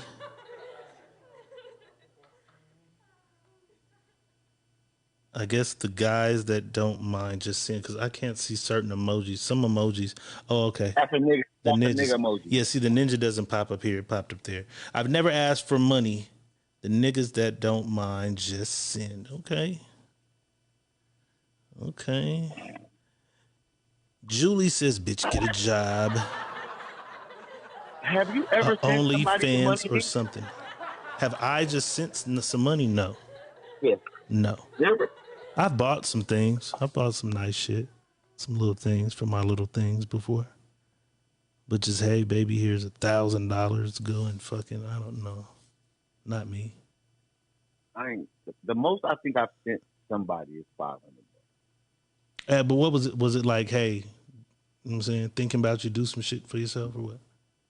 Nah, like going through some shit with her mama and them. Go take your stuff and go. You need girls go get something to drink, huh? You know what I mean? Kind of shit. And didn't even fuck with her. Like, wasn't trying to fuck with her, didn't fuck with her. Yeah, see, it's different if you don't fuck with them. See, I ain't thinking about it. I have no, I did meet him. I was going to say I never met him, but I met him once. And we cool. But they make a lot of money, and they went through some shit where their accounts were frozen and some other shit. You know what I'm saying? Right. And I told, hey, but I didn't even send the money. I was like, hey, if you need a few $100s or something to feed yourself and shit, you know what I'm saying? Right. Walter said, just say I'm in the bind. I'm in a bind, Nate. I'm in the bind. Y'all know what Nate got. You know what Nate coming with if you're in the bind. Chris P. Davis says, I make withdrawals, not deposits. You heard me. Andrea Miss Story Simon says she's sitting on her light bill. Get off your ass. You're sitting on a light bill. Get off your ass. You know what I'm saying? Miss Story in the building. Miss Story, I told everybody in Vegas to pull up to the show. Told them slide on you if they hear Memorial Day weekend. Nikki Nefertiti says, I was taught that you don't ask a man for help. You figure it out yourself. Yeah, that's the shit I ain't. You know what I'm saying? Nikki, I don't like to ask people their age, but how old are you? She seem mature? A little bit. Not that. It's just some things that she's saying is like she got a young girl picture look. It seems kind of she's been through some shit. Oh God. Okay. It's giving mature. 38. Okay. She's 38. You grown. You grown. All right, boss. Let's do a little bit of sports news. It ain't really news, but it was funny as fuck. Dwight Howard's playing overseas. He's killing shit. He's getting 50s and 60s and all this shit. So he's looking at these niggas that's getting eliminated and shit from the playoffs. And he had this message to send to him. Let's take a look. Jordan Poole. Come on. Julius Randle. Come on. No, let me stop. Ben Simmons. Come on, man. Jordan Poole. Of the niggas he named, Julius who Randle. belongs Come on. out of the NBA and overseas somewhere? He said Jordan Poole, Ben Simmons. Somebody in the background was yelling Draymond too. Draymond too. They said Jordan Poole, Draymond, Julius Randle. Yeah, Julius Randle. Come on. Let me stop. Ben Simmons. That nigga need to go. And I fought long and hard for that nigga, bro. Shh. I was a fan from college. I fought long and hard. So, out of them niggas, right? Mm-hmm. Okay, we'll do this. Jordan Poole, because he didn't say Draymond. A nigga was screaming Draymond. So we'll go Jordan Poole, Julius Randle, Ben Simmons. You got to keep one, bench one, and send a nigga to China. Let's do it.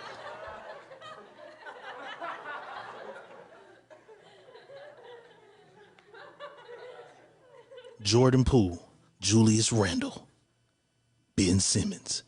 Keep one, bench one, send a nigga away.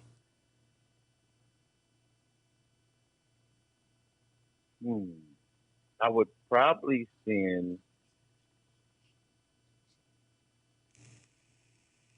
Ben Simmons to China.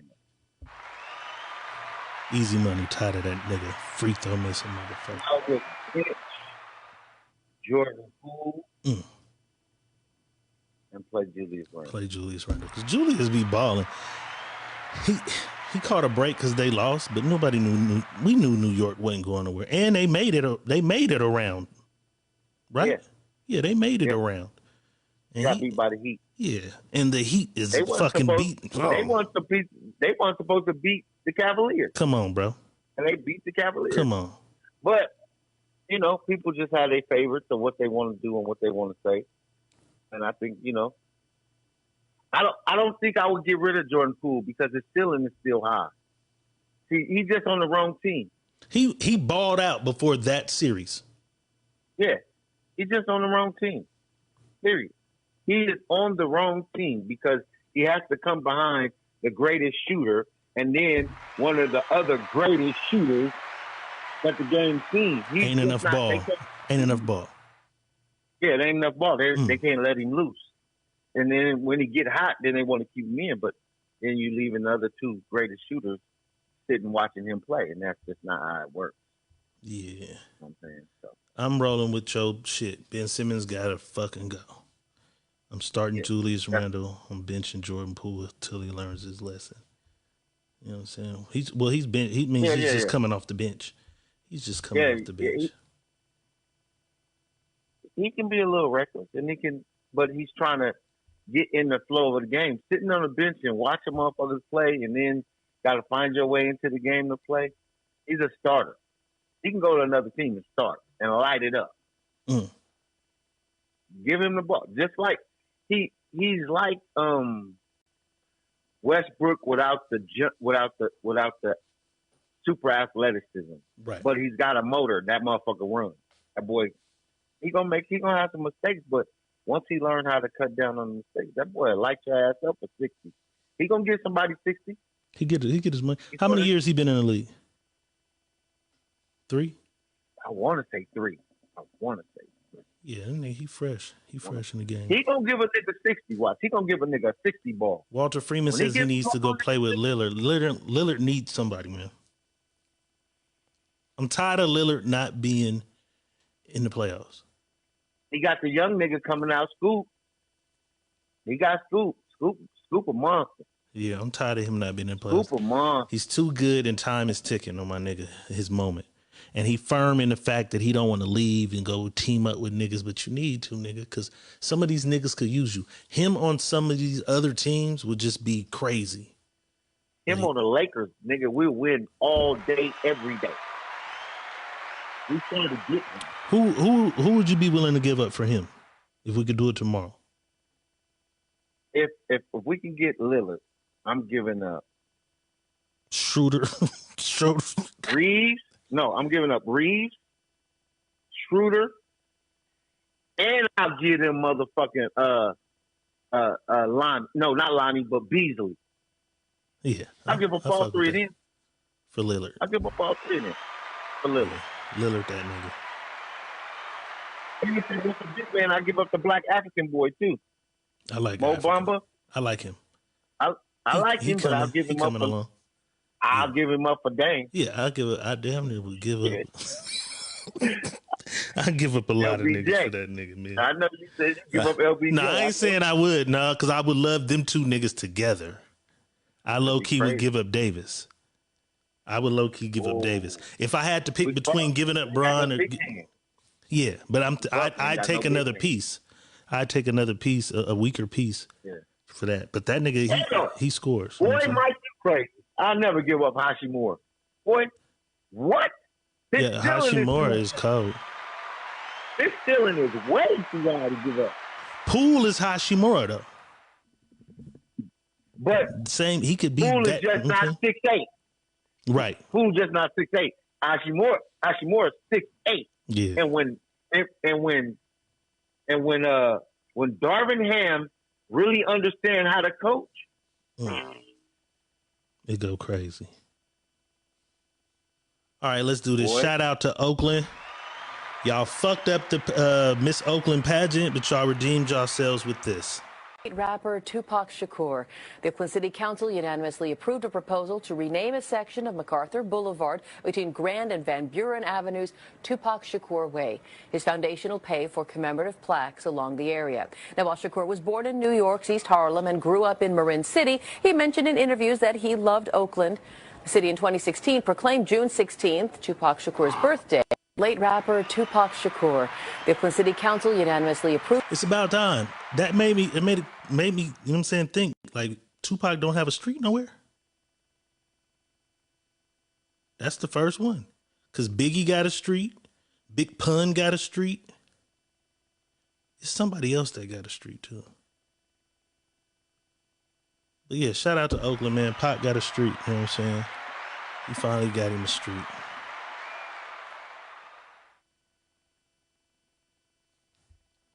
He deserves that. Yeah, it's about time. It's about time. All right, this nigga here, since we always go to the motherland, we try to get over there every show we can.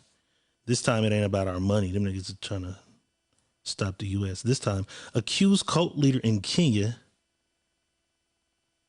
I guess denied bail. Where that sits, I can't see it. After allegedly telling followers the world was ending and starvation was their salvation. The death toll hit 200. So 200 motherfuckers died of starvation because this nigga told them that the world was ending and starving was their salvation. There's still 600 other people missing. Ain't no motherfucking way a co-leader can tell me not to eat. Nigga, you had me. You know what I'm saying? With all that other shit. But that dinner I want to eat. That's 800 motherfuckers following him now. That's a powerful nigga, boss. Powerful. But it's easy to get people to follow you if you can show them something they ain't seen. That's all it takes. He came with the shit. I probably would have rolled with him. Black man, you are God, black man. What's the other? Remember back in the day? But we not eating no more. I would have been done. Who was the other? Who was another black dude that they followed back in the day? I can't think of his name, but I know who you're talking about. What is his name, bro? Jim Jones. Was Jim Jones black? Jim Jones. No. Jim Jones was white. That was the Kool-Aid. He made everybody drink the shit and they all died. Jim Jones was white. What was it was a black one. It was a black cult leader. It was a black. Let's do it. Black cult leader. Let's do it. Damn. Yeah. We're going to Google it real quick. So just know if y'all join my cult. I don't know what he showed. I mean, shit. I don't know. I'm just saying. He could have showed them something that they believe that, damn, nigga on or something. Yah ben Yahweh? No. The Nation of Yahweh. I think, Yahweh. I don't know if that's it. He's the most popular. He pops up. Yahweh, Yahweh, Yahweh. Yeah, Miami coat. I guess he was a Miami coat. Yeah. Who's he? Oh. It's a new cult leader. This nigga named damn, what is this nigga name? I be watching all they shit. They young, yeah, they young and black. The nigga that I was talking about that moved to Mexico with all the money, he was a part of that cult. Oh. I can't think of his nigga name. I just seen it too.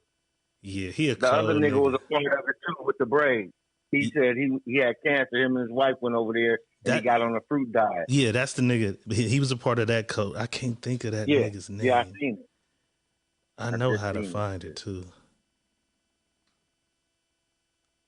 Black coats and Tulum. It ain't nature. It's And he had the coat thing on there too. The name. That coat is crazy too. It's Carbonation is the name of the coat. Carbonation is the name of the coat. Oh, the nigga's name is Nature Boy. Nature Boy. Yeah. Nature Boy.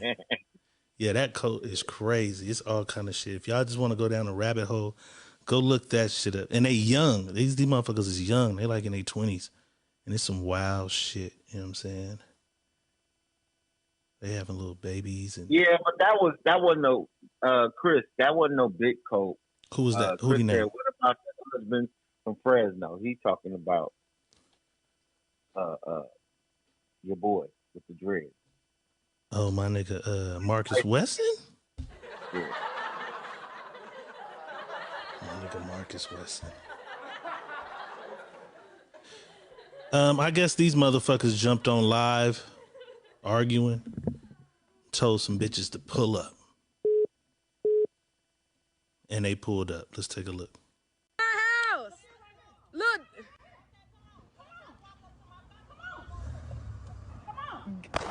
Oh shit.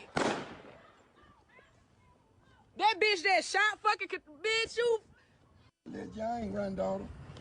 Oh yeah, that yeah. That young granddaughter, you know her. Thug life, this alright. That bitch so man. Jungle life, baby. God still good, you hear me? Girl. I'ma get off this laugh. What the bullet hit you? This is my house. Look. Did she throw the hood up? Yes, she did. It's still gang. With a bullet in your ass. Oh my God. Oh man, said where the bullet hit you at? In her ass. In her ass. In her ass. Is Lene Kyle still in here though? I'm trying to see if she's still in here. Because I wanted to talk about her situation today before we did our thing. Lene Kyle, if you're still in here, say something. I don't know if she's in here because I ain't seen her. She was in here earlier. I seen her for sure. Right. As soon as we started, she was like, "What's up, y'all?" Let me message her and see. Yeah, message her and tell her, "Come on back. Bring your ass. Bring your ass on back, Jack." Let me see. Bring your ass on back, Jack.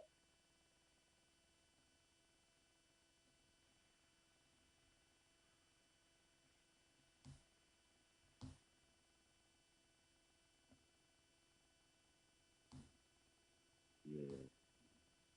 They some friends now. Who? That's what Nikki Nefertiti said. Are they from Fresno? Oh yeah, they're from Fresno. They're from Fresno. Like the nigga stealing from Dollar General was. Everybody's from Fresno. But the ignorant shit, No, we got some Alabamas and some motherfucking Texas in here, some Chicago in here. We got a variety. It ain't just, you know what I'm saying? Some Vegas in here too. We got a few pieces.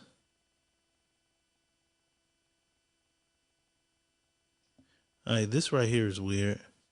Woman claims she caught friend breastfeeding her baby twice without permission.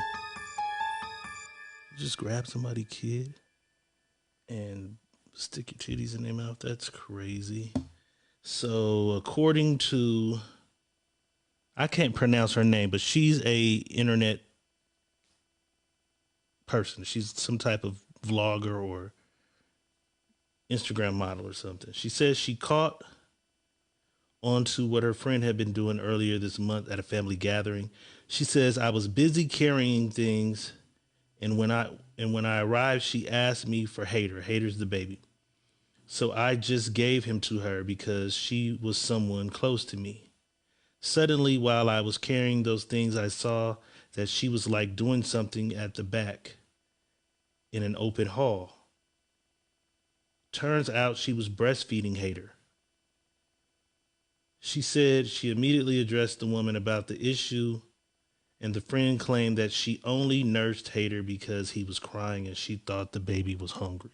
So you just stuck your titties in his lady baby mouth. That's crazy. But yeah, apparently her mother had caught her doing the same thing before. Watch who the fuck you have around your fucking kids, man. Motherfuckers is weird. That's crazy. No, Hater was just sucking titties. Little hater. Little Hater didn't care. Just give me the titties. Little hater. Yeah, Lanai must And why would you name your child Hater? Hater. That's funny.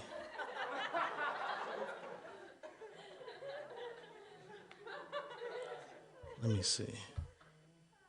I'm trying to give her a few minutes to come back. We'll get into some Dr. Real in a second if she doesn't. This clip is old, but it's always funny as fuck. Shout out to Clifton Powell. One of my co-stars in 99 North. You know what I'm saying? Every time he's out, he's either recognized as Pinky from Friday or somebody from Ray. This guy happened to see Clifton Powell and made the correlation between him and one of his other hit movies. Let's take a look. Hey, y'all remember the nigga from Woman.Art Loose that was touching on his goddamn stepdaughter? Hey, man, come on, bro. Don't get another movie. Get another movie. What movie? I don't know. Hey, y'all remember the nigga from Woman.Art Loose that was touching on his goddamn stepdaughter? Hey, man, come on, bro. Don't get another movie. Get another movie. What movie? I don't know.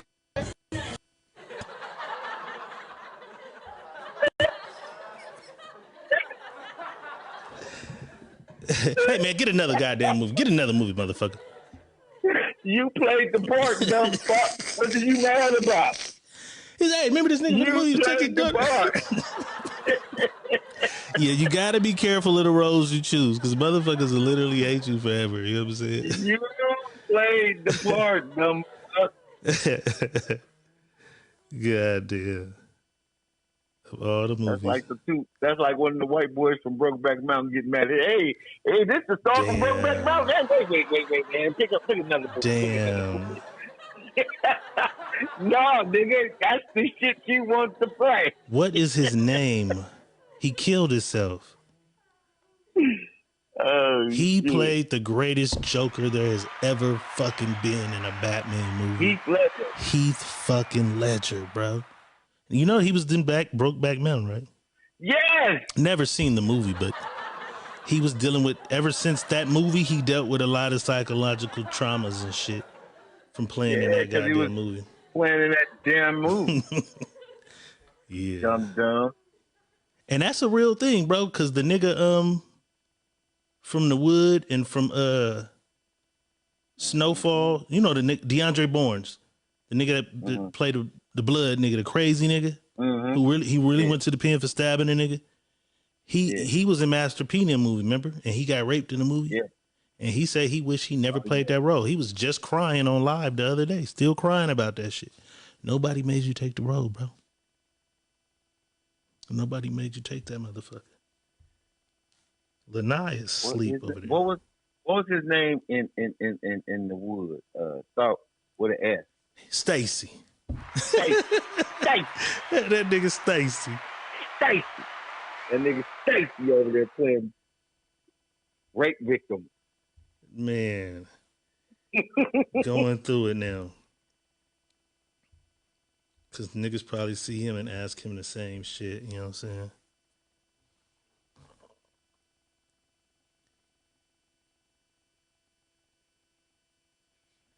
Okay, they holding a whole nother discussion in the comments about the baby. But all right. So, just say no to drugs. I'm going to say that, first of all. A lot of crazy shit on the street. A lot of motherfuckers dying. I don't want nothing to do me like this. Let's take a look. Crying face. Quieta, no te muevas. No te muevas, hermano.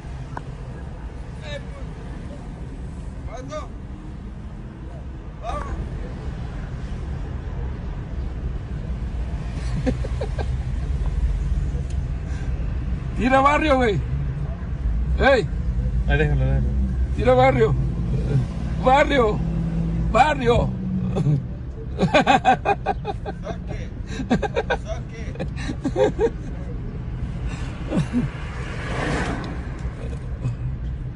Este güey está bien loco, ¿verdad, hermano? Hijo de eso.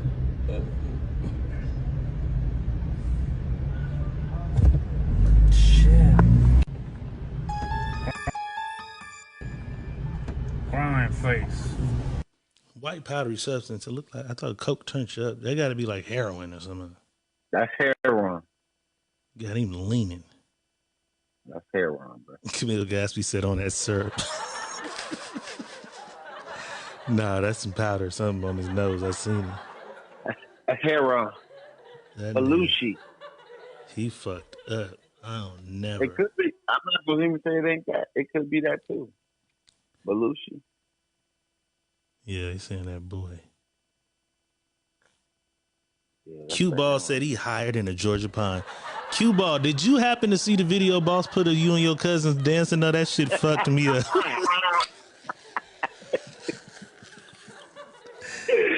That shit was funny. I want to go back. That shit was hella funny. To the sugar shack. I want to go back. All right, this lady has to be one of the cheapest motherfuckers I've ever seen. I'm a penny pincher. I am a penny pincher. But her and her guys on their way to the movies, and they figured out a way not to pay for shit when they go. Let's take a look. Well, y'all, we trying to do a little date night, y'all.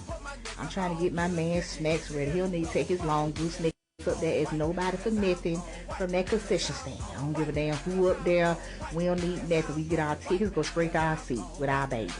I ain't got time for that. But I forgot to tell y'all, old Dispatch daughter worked at the movie theater, y'all. Had a nerve to look me up and down the last time we was in there. I knew it was her daughter, because she got that same big old bulldog nose just like her mama. But her mama better tell her child to stay in the child's place, honey. Because I don't have no understanding, baby. Don't look me up and down, honey. Get her tapped in the back of the head with one of these baby bottles. I ain't the one. You better ask your mama. Y'all, don't take both of y'all to come after me at the same time, baby, because I ain't playing. Tell your daughter to stay in the child's place. That's all I know. But I ain't paying for them high snacks. Whatever. But Dispatching her daughter gonna walk around and find out. Well, y'all, we trying to do a little date night, y'all. I'm trying to get my man. She more innovative than the lady who did the barbecue with no money. Right. Yeah, fuck around and find out. She ain't paying for shit. Okay, our girl is back. Lanai Kyle is back. So let's, you know what I'm saying? We gonna get into it because she had a situation today. She had a little situation today. You know what I'm saying? Let's get to it. Oh, it is that serious when you go in that motherfucker and you want all them kind of goodies. And you gotta spend $50. That shit high as a motherfucker. The key is get you a rewards card. Some of them have a rewards card. Because I used to go to the movies a lot and get a rewards card the way you earn points and shit as you buy that shit. Because, boy.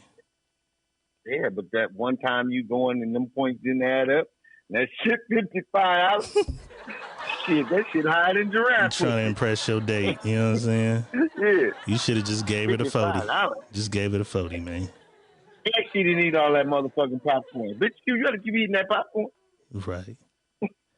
So check this out, boss. A lot of the times we see ladies talk about these unwanted dick pics that they get. They say they get these unwanted dick pics. And I'm like, niggas really just be sending dick like that all the time? I've never sent an unwanted dick pic. You know what I'm saying? You only send it to one woman? But I don't even think I've sent many, if any, because it made me think about it today, and I think I might have sent one, but I don't even think I sent one. You know what I'm saying? I'm like a FaceTimer. Bitch, you gotta be on FaceTime. That motherfucker gonna tell me if you started a screen record. You know what I'm saying? You won't TMZ me. But a friend of the show, Lanai Kyle, had a little situation today, so let's take a look at her inbox. She gave us the blueprint. So she sends a photo to a gentleman that says, "In case you're wondering." He replied, "Okay, I see you." With the little eye emojis, you know what I'm saying? Mm-hmm. Looks like the next day, though, he responds with, "In case you're wondering." She said, "Hey, in case you're wondering." He responds with, "Good morning, in case you're wondering." And what that is, if you don't know what that is right there, there's a bottle of lotion, and I guess what's blurred out is some beef. My nigga sent this Johnson, you know what I'm saying?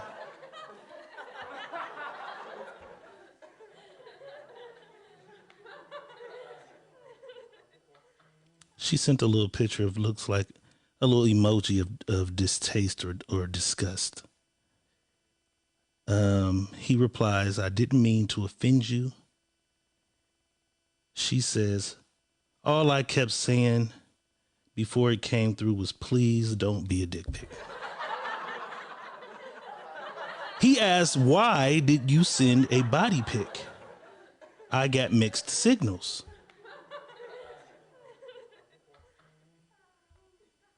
She says, "A picture of me in a swimsuit versus your peen. I'm going to have to teach you to read a room. I sent the pic because I hadn't sent one prior. Didn't want any surprises if or when we do meet." Okay, so they haven't met. "Then here you come with a dick pic and some lotion at 9 a.m. He says, "I wasn't going to judge either way. I'll just head out then." Now, I needed to bring this here to the people, and I needed Boss and his expertise.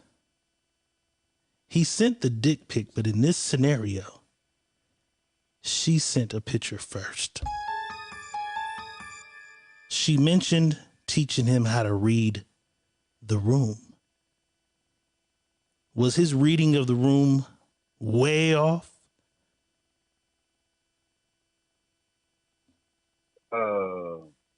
Or was his picture warranted in a way? Okay, this is what I'm going to say. He wasn't off at all. Not at all. Because if you're going to send a picture to a man, you shouldn't send him a picture of you and showing skin.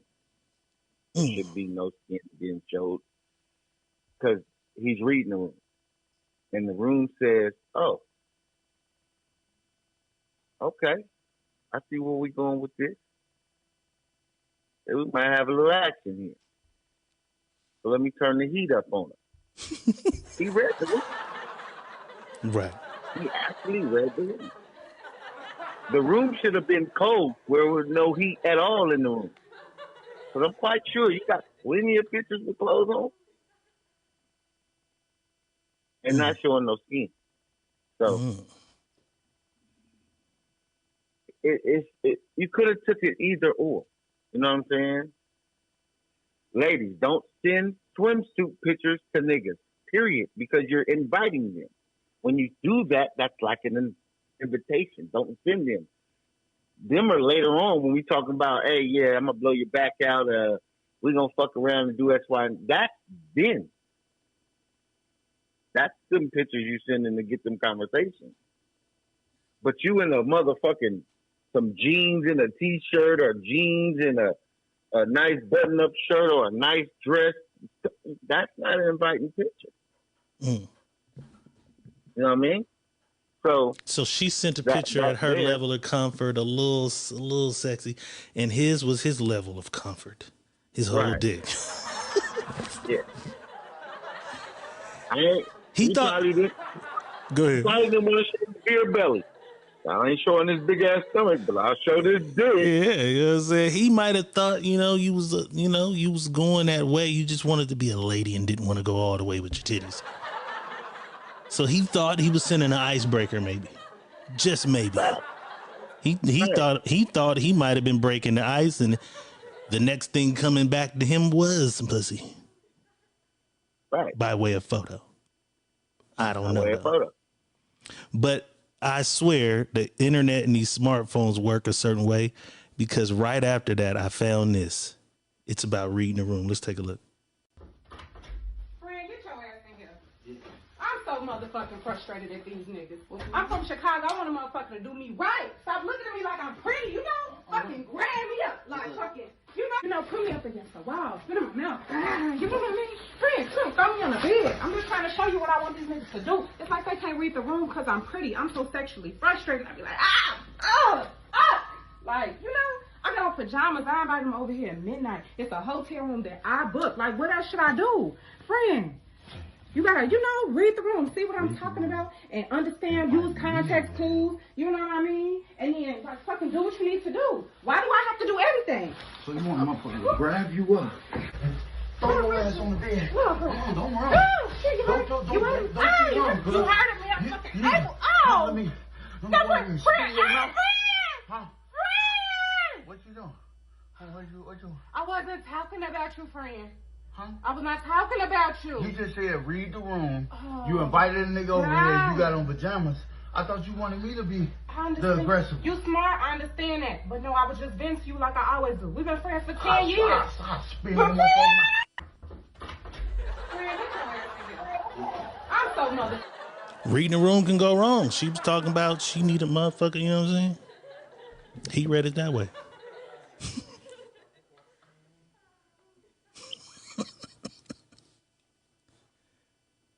Okay, Camille Gaspy says, the reading of the room wasn't for him. He was in the room, though. Yeah. Julie says she'd block him. She's talking about the guy with Lanai. Mm-hmm.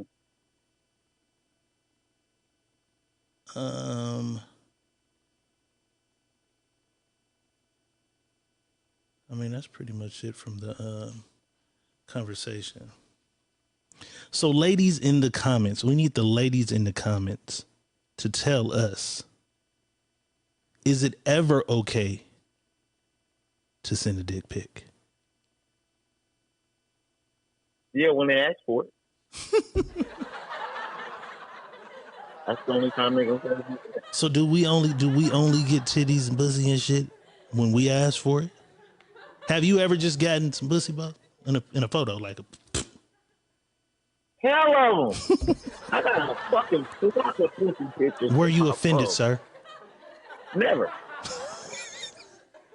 You say, hey, you might want to read the room. Never. I just look at it this way, bro. This reading the room shit is stupid. Can't read the room. I'm not here to play fucking David Blaine and pull out magic tricks and shit. Can't be the mind reader, not the mind reader. So when you do certain things for a male, he's going to take it in that type of way. Period. You got to know what you're doing as a woman.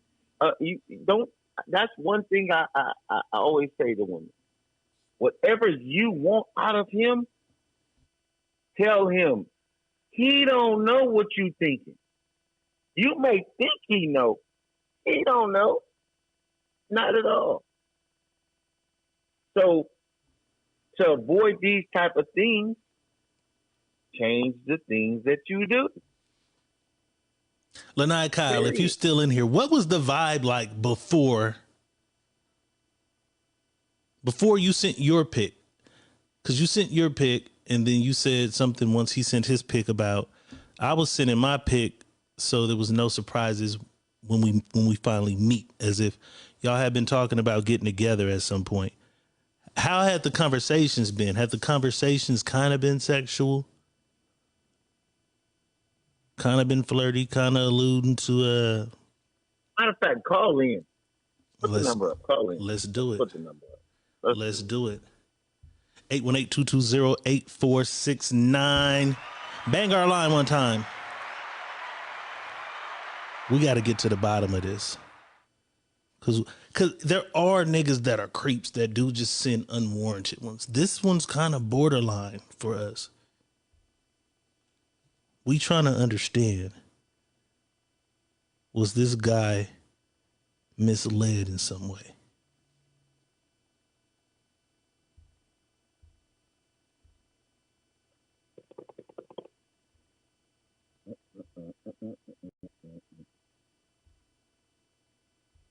That number stopped going across. Did it? I don't know what you did. I might have hit the button. 818-220-8469. We waiting on Lanai to call him.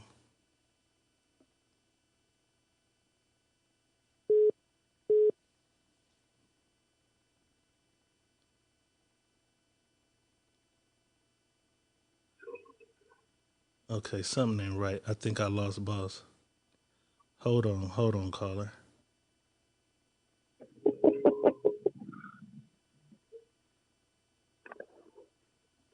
Hold on 1 second. I gotta add boss.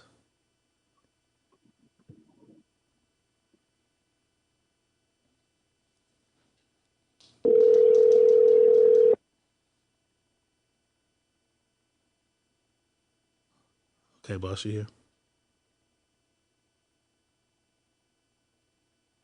Boss, you on the line? Yeah. Okay. Caller, you on the line with the Secret Menu Podcast. Who's calling? Hey, Keela here, Lene Kyle. Yeah. 'Cause I'm like, okay, she got all these different fucking names. I don't know what to call you. Call you by the Facebook shit. You know Keely. We're going to call her Keely. Oh, you're talking about mom. All right, so what was the vibe like prior to the day of you? Because the vibe must have been cool. Nigga must have been on your mind. You just sent him a picture like, bink. You know what I'm saying? Like, hey, big head. You sent him a little. So like the conversation prior to that, like all of our conversations have been just very much like just chill. So right before that, we were talking about like movies. It was some like generic topic, but there wasn't there was no like sexual undertone. There wasn't really any of that happening at that time. So when I sent the picture, it was just kind of random of me because I know men usually do ask, and so it was just like, well, he ain't harassed me about it, so here. So had he sent that picture when we were initially in that conversation, it would have made more sense to me.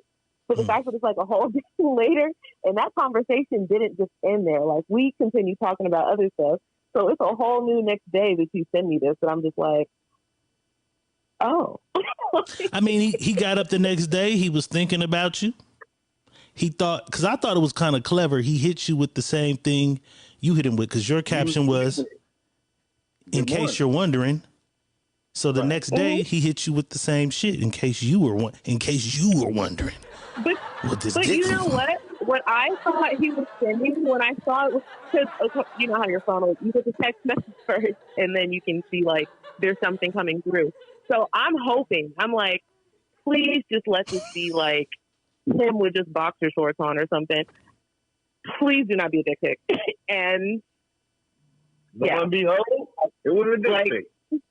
Do you not like, I don't understand. Like if I send a photo in something like that, even if it was just underwear and a bra, why would you send me that? When does that Yes.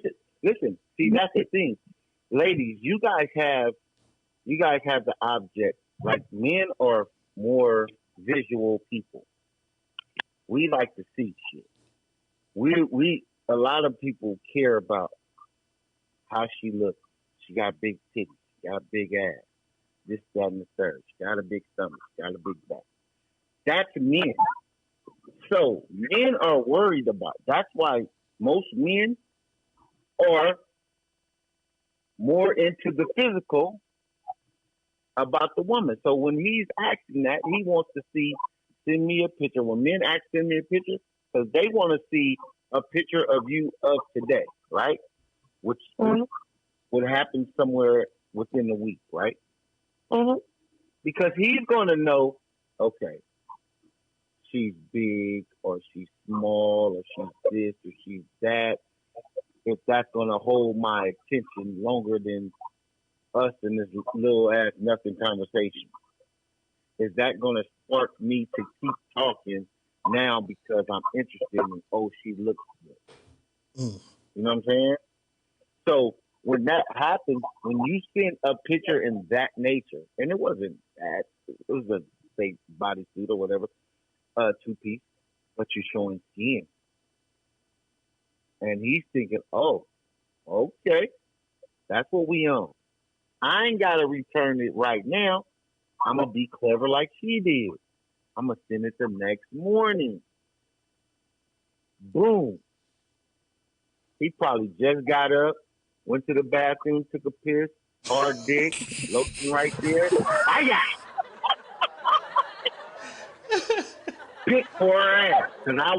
Because he probably was thinking about, okay. Yeah, he probably was looking at the pic. Yeah, he's looking at the pic. He was his cup of tea. Oh, yeah, I'm supposed to hit her with this one. This gonna knock her off her feet. And I'm going to put it next to the lotion bottle, let her know how big and long and whatever the fuck. I'm just saying. That's what he did.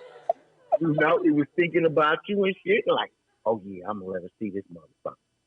Oh, it's the early morning hard dick, too. Did you never hard in the morning. Did you never think that maybe the picture turned him on and he was just letting you know that he was turned on by the picture you sent him? Yes, but again, had you sent that the night that I sent the picture, it would have been like, okay.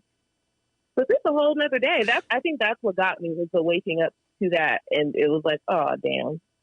that was a surprise. Yeah, but when you sent the picture, he could have been at work. He could have been at school. He could have been doing whatever he was doing. The next morning, he waking up, he looking in his phone. He was probably finna send you he sent you good morning. He's sending you a good morning. Let me send her something extra with it. You know what I'm saying? I mean, that's cool. But make it make sense. We trying. That's what we trying to do. I just made all the sense in the world to you. That's what we trying to do. We're trying to make it make sense. So let me ask you this though. That's what happened. Was the dick pic the deal breaker from continuing possibly getting to know this guy and furthering the relationship? No, I did tell him I didn't appreciate it. And we had a conversation about it, and he was very forward. He was just like, well, I didn't mean to offend you. I definitely apologize. He said, but, from here, we can either part ways or we can move forward. And I was just like, okay, the forwardness, that's my thing. So, okay. So, yeah, he knows now. Don't do it anymore. Yeah, just know. Unless I clearly give you a clear indication of that. Gave you a good morning, gorgeous. All right, well, that's cool. At least you didn't get rid of the nigga for that. But you blasted him. Yeah, that was crazy. But you blasted him. That was the crazy part. Because I blurred his name. You didn't blur the nigga name. I blurred his name. True. You did. You put the nigga whole name on it. I blurred the name before I posted the messages because I'm reading through it. I'm like, oh, the nigga name is still here. So I know who the fuck it. I don't know him anyways, but Luther Jenkins, your dick is out there. You put a surprise dick at her. Surprise, nigga. You took him right to the net. But at least you didn't kick him to the curb. That's what I want to know.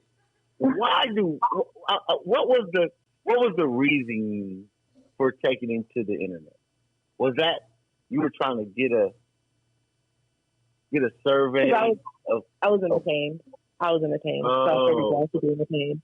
We're all going to be. So entertained. you were entertained by it. So you entertained, but you're still talking to him, right?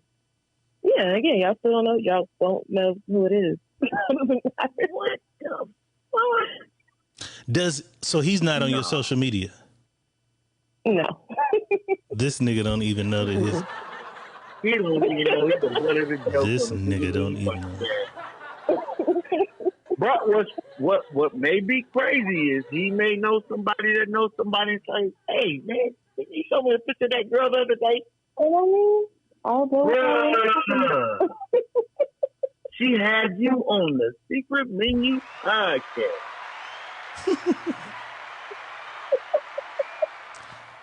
The world is small. You should know we had your back, my guy. Appreciate you. We had his back. We had the nigga back. You was doing what men do. That's it. He showed you some skin. You showed her your skin. So now I'm gonna ask you, and I'm gonna ask every lady in the comments this: have you ever got a dick pic that you didn't ask for that you were happy you got? No. It's always some shit. You never want them, just random dick pic. Never got one from a guy who was like, okay, hey, daddy, I see you. Because he said, okay. No. You've never got one, okay. No, and the thing about it is that men lack, like, the task of when and where and all these things. Like, I had an ex who he would send them to me, and it would be like, I just got home and just walked in the house, and now my mom's talking to me, and you're sending me 3 dick pics. Like, it would just be random times, and none of the times ever made sense, or like they'd be sending it too long. It was being spontaneous. I mean, that's cool, but I don't know, because you always end up with somebody over your shoulder, and I ain't got time. So sometimes you know what you tell them when they looking over your shoulder? Mind your motherfucking business. Hey, Lanai, can you give us a few seconds, okay? Mm-hmm. Walter Freeman with 3,000 stars. Let's do it. Let's do it. Hey, I get to it. Let's do it.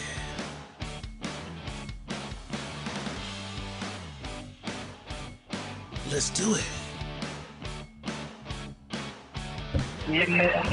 Donations rule the nation. We appreciate the love. Donations rule. Precious Bourne says she always wants them. You know what I'm saying? She ain't mad at it. Let me see real quick. Let me get a quick consensus. Has anybody ever got one that they actually wanted? Okay, looks like it starts here. Nikki Nefertiti says no. Tamisha says no. Mystique Stewart says yes. Precious, yes. Just Regina, yes. Camille says yes, I have. Tiffany says yes. Alita says I've seen some good ones. Latoya Mays says no. Precious Bourne says I always want them. Nikki Nefertiti, never. Just Regina says it will make or break the deal. Julie says, nope, it was a turnoff no matter how nice looking or big it is. You were looking, though. The fact that I didn't ask for it, nope, bye. You looked at that motherfucker like 3 times before deleting it. You probably didn't even delete it. You showed it to your friends. But that means no one ever got any further with you, Julie, after sending that? That's crazy. Nikki Nefertiti says, I've gotten videos, though. Damn, that's great. Niggas is making whole little home movies of groping themselves. Tiffany Monet says, pleasantly surprised. Okay. Tamisha says the ones that just send them and don't know you be not so nice. Okay, the weird niggas just be sending random. Jamie Walker Johnson got the little lady dance. Oh, that's for us. Okay. They said work it. They said boss is moving. Tamisha says, but I've had one or two I didn't ask for from guys I knew that I had flirted with that I was pleasantly surprised by. Julie says she shows them to her clients, so she's a blaster too. You're a blaster, Lena. You're a blaster. Camille says videos are the best. Oh my God. Alita says I screenshot my cousin all of them. If my eyes got to be busted, hers do too. That's foul. And that's why I don't send them, because you motherfuckers take niggas to the internet and to the group chat. Boss, any more information you need from her about this situation? Nah, because I kind of see both parties and how she was like, hey, it was ungreeted, but you got to also understand, it was kind of greeted too. You know what I mean? And he was just returning the favor. You said good morning, and then you said just in case. He gave you a just in case too. Right, just in case you were wondering. Just in case you were wondering. Shout out to my boy Shakur Ali in the house. Shakur Ali in the house. So are you going to be more cautious moving forward with what you send to dudes? Yes, absolutely. Nope. See, you fucked it all up. No niggas getting a picture from you now. Niggas like those. We like those. You know what I'm saying? Plus and turtleneck. That's right. I mean, that's cool. That's cool. You should send. Them are the warming pictures that you should send. If that's the things that you own. If you're not on yeah, nigga, we gon' I can't wait to meet you. And if you're not on that type of shit, you should send warming pictures. Like, this is me at home, me at work. You know what I mean? With my clothes on. You can't see my thighs. Well, that's boring. But I guess if I would, but see how you said that's boring, right? So just how you said that's boring, you don't want to send you in a little dress that you wore to brunch with your girls. You wanted to send a little skin. He could have sent you a picture in just his jeans coming from the club, but that was boring to him. That was your level of excitement. That was his. You know what I'm saying? Had you not ever sent a picture, it would have been different. You know what I'm saying? He just thought he felt the energy wrong. He read the room completely wrong, or he read the room exactly the way his rooms usually work. We need to get rid of reading the room shit. There ain't no such thing as reading the room. Why is not? If you're in a room, listen. If you're in a room, and these niggas begin to crowd up in this corner, and they're looking directly at you, and you read the room. These niggas is about to try to do something. That is different to a woman sending you a picture. I can't read the picture room. I'm not reading the room through the picture. I'm in that environment. When I'm in the environment, I'm only going to do what I am in the environment. So if I see some shit going down because I've been in this environment before, I know to read, oh, this is bullshit right here. Let me get my ass back. Her sending me a picture, I ain't reading no goddamn room. Well, I like to think I read the room well. If you don't like that terminology, I get it. That don't work for you. Reading the room for me works fine. I haven't had no instances where I read it wrong, though. You don't like that term. I don't have a problem with that term. I get it. You don't like that term. You know what I'm saying? Cool. It worked for me. You know what I'm saying? I don't send dick pics either, though. You know what I'm saying? But if I had got the same picture, I would have thought, you know what I'm saying? Okay, she kind of feeling what's been going on prior. You know what I'm saying? So now you're reading the room wrong. Why not? She just said that. She just said that she liked what was going on prior to that. How did I read the room wrong? Yeah, because you sent the dick pic. I said I don't send dick pics. I'm saying he sent the dick pic that she didn't want. You're reading the. He's reading. He sent it. I'm talking about me. Right. But we got to put you in his shoes to say no. You're reading it like he read it. You're not reading the picture like he read it? Because I didn't send a dick pic. If me sending the dick pic could have had a total different response from her than his dick pic. We two different people. No. Bro, listen to what you're saying. We're not. Listen, if you're reading the room is the picture that she sent. That's the room we're reading, right? And if you're reading the room the way he read the room, you're just not sending a dick pic. Okay. But if you're reading the room, you're reading it the same way he read it. Okay. You just don't send dick pictures. Right, but I'm a different person. So even if I did send a dick pic, that doesn't mean my response would have been the same from her. Listen, it doesn't matter about you. Different person. No, because you can't give me the same result as him. So I possibly could have read the room right for me. I just said I haven't had any situations where I read it wrong. Oh my! I'm not understanding. Never mind. That's what I'm saying. I know it's good. Don't worry about it, bro. Had you ever? What was your answer when I asked? Had you ever got a dick pic that you liked or not? You never got one that you liked, right? No. Had you sent more pictures prior? Do you usually get them when you send shit? No, I get them either way. They just come. They just come, regardless if I send a picture or not. They come. Okay. Yeah, you might got to stop sending bathing suit pictures to niggas. You know what I'm saying? Right. It might be the bathing suit. So that's what I'm saying. You can't read the picture room like that. For some, but I'm sure there's other ladies in here who aren't sending bathing suit pictures if the room isn't that way. So it's different for some people. Maybe she's an anomaly in that. She could be the anomaly in that, because if you take 9 women and you say, okay, all 9 women, do you send lingerie pictures? And they say, yeah. If a guy sends you a dick pic after sending that lingerie picture, are you upset? No. A lot of women, it was some women here who said they believe she opened the door for that.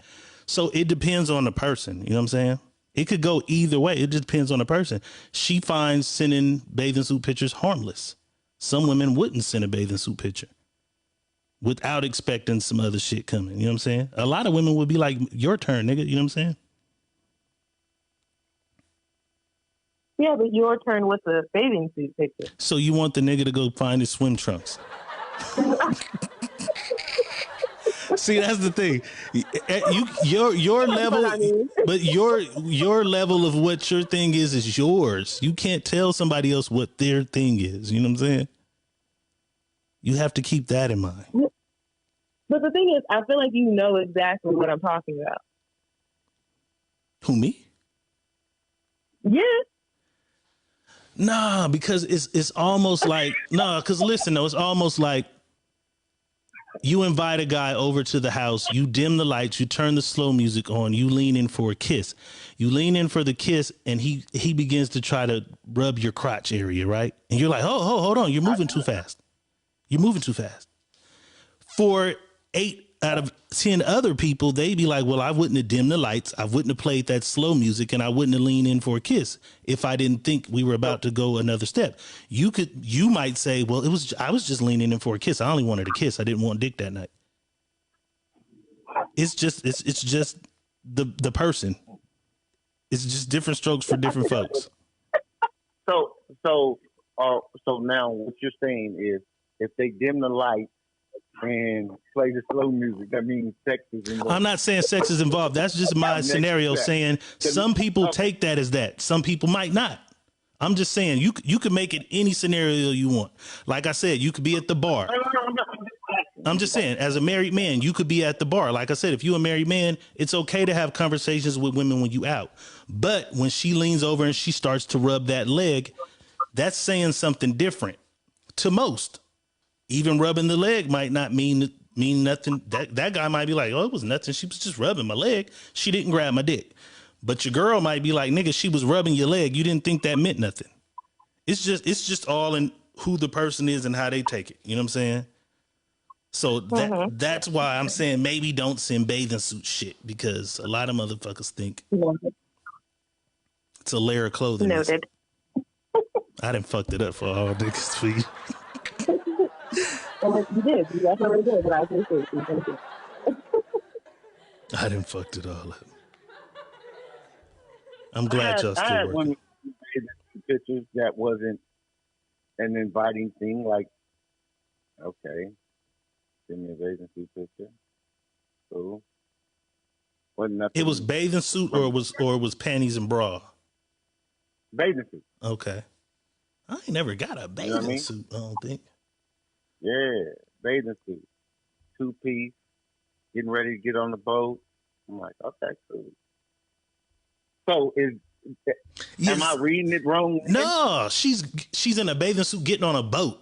She's in a bathing suit in her bedroom, bro. It's a difference. That's different. That looked like you put that shit on for me. Okay. That's different. But I don't get bathing suits. Now, if you sent the picture, I'm thinking, oh, okay, you and your girls was at the little beach party today. I'm not taking that like, oh, you trying to show me something. Y'all at the beach party. But if you in your bedroom in a little, you know what I'm saying? I'm like, okay. But maybe that's me and my pervert mind. I don't know. I'm not sure. Oh, my God. You got me questioning myself, lady. Damn. So me. You guys still need me? Am I free to go? Nah, you is she free to go. dismissed? Thank you for calling in. We appreciate you calling. We know what you ain't gonna do. Bye, y'all. And sharing your story with us. Peace. Yeah, I don't know, man. I don't know. That's the homeboy. Yeah, but I guess just don't send. I don't know. Don't send it. Don't send it.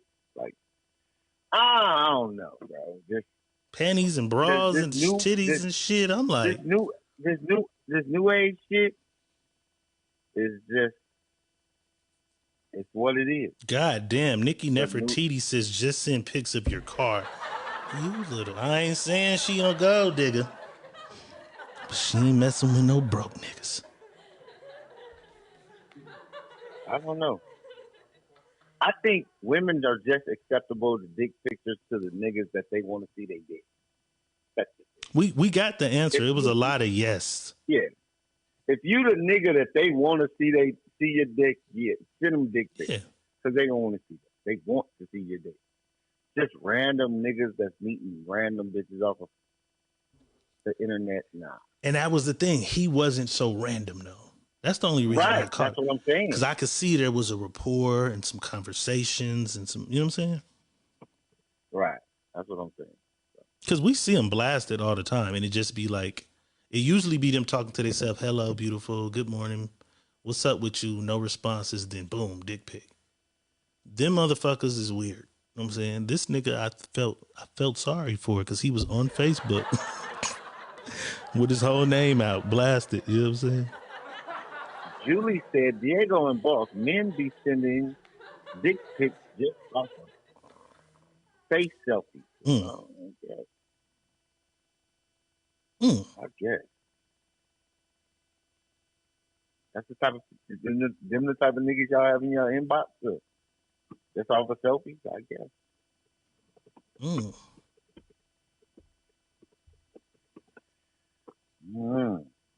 Nigga, damn. She sent a nigga a selfie and he sent a dick pic. But I know how many women send like vagina pictures. Do y'all send vagina pictures? Well, I know they do because I got a fucking phone full of them. I got a fucking phone full of them. Yeah, and I've got them without asking. Right. I've got a phone full of them. I've got them without asking. You know what I mean? I've asked before. When I say it, y'all might think I'm joking, but a few hundred. God damn, you save everything, huh? Yeah. I don't, boy. I got pussy pictures from 2000. I only keep the good shit, my favorites. You got a library over there. I just save them in the library. That nigga got a library. Pussy pictures. It says pussy pictures, and it's in a hidden folder that just say pussy pictures.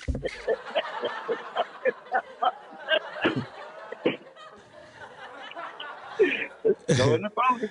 Hey, motherfucker could just be out hanging out and shit, chilling. Yeah, man. So I was saying, you know what I'm saying? Yeah, Curry could have had a better shot. That hold up. I remember her nigga just go through the phone.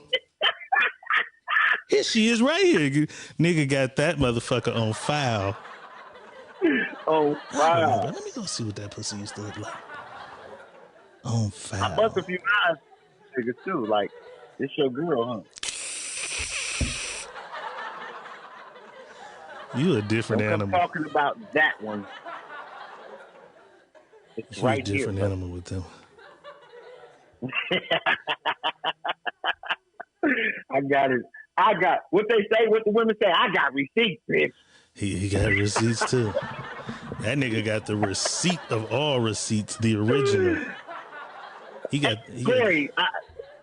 Corey said why I got them in hidden files. This is why, Corey. Because somebody find my phone and, you know, that shit, niggas will go through the phone shit. And I done lost the phone before. I just got it in the hidden file. So if my phone did get lost, it just ain't. Motherfucker go to the internet and say, I found this nigga phone and post all these pictures on the internet. Yeah, if a motherfucker knew you had it, they could try to hit you with that's hate porn. Yeah. It's hate porn. He put my naked pictures out there. And you put my naked pictures on the internet. That's crazy. This was interesting. Shout out to her, though, for sharing it with us. I asked her, was it cool to do it? And she was rolling. You know what I'm saying?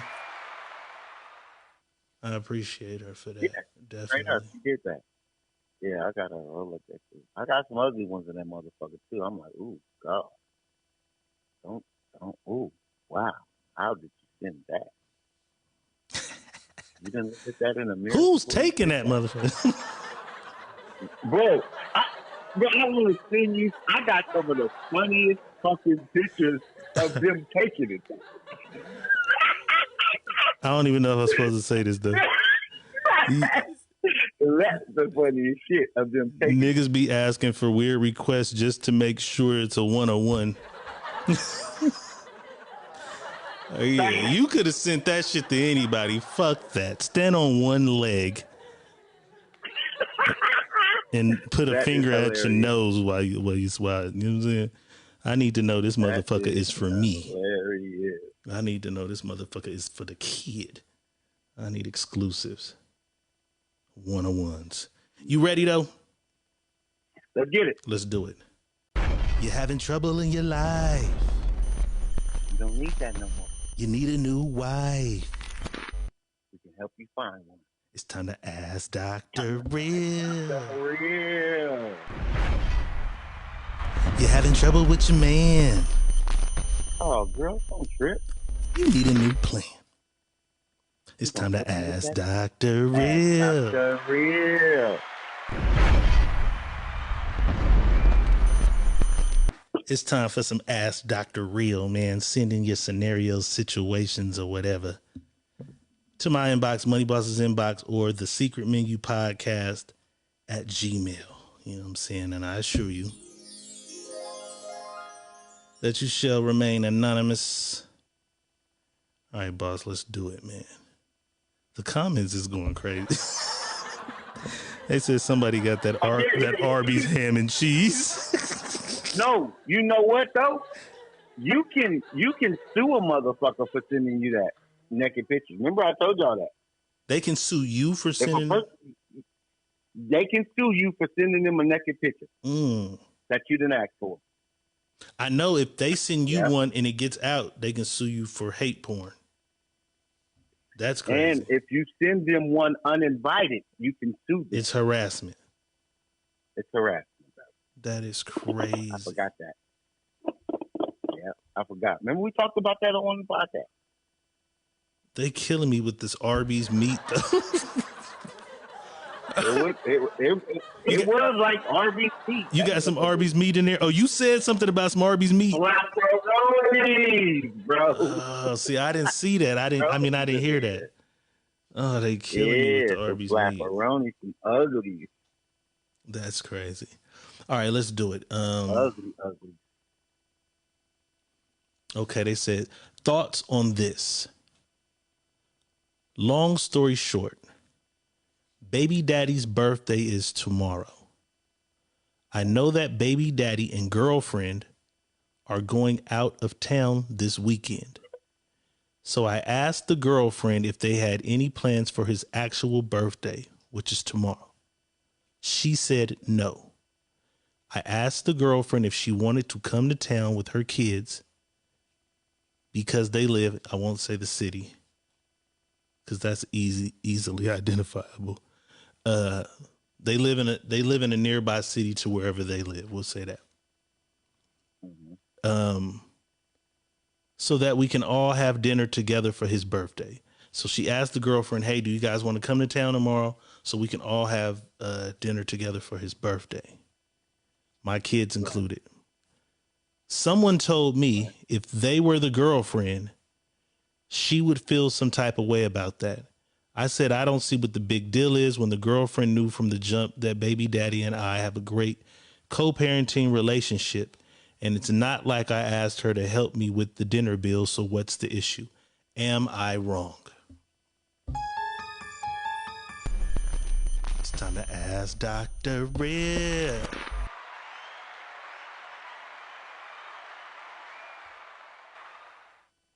Okay, so the girlfriend ain't the one with a problem. The friend is kind of saying, hey,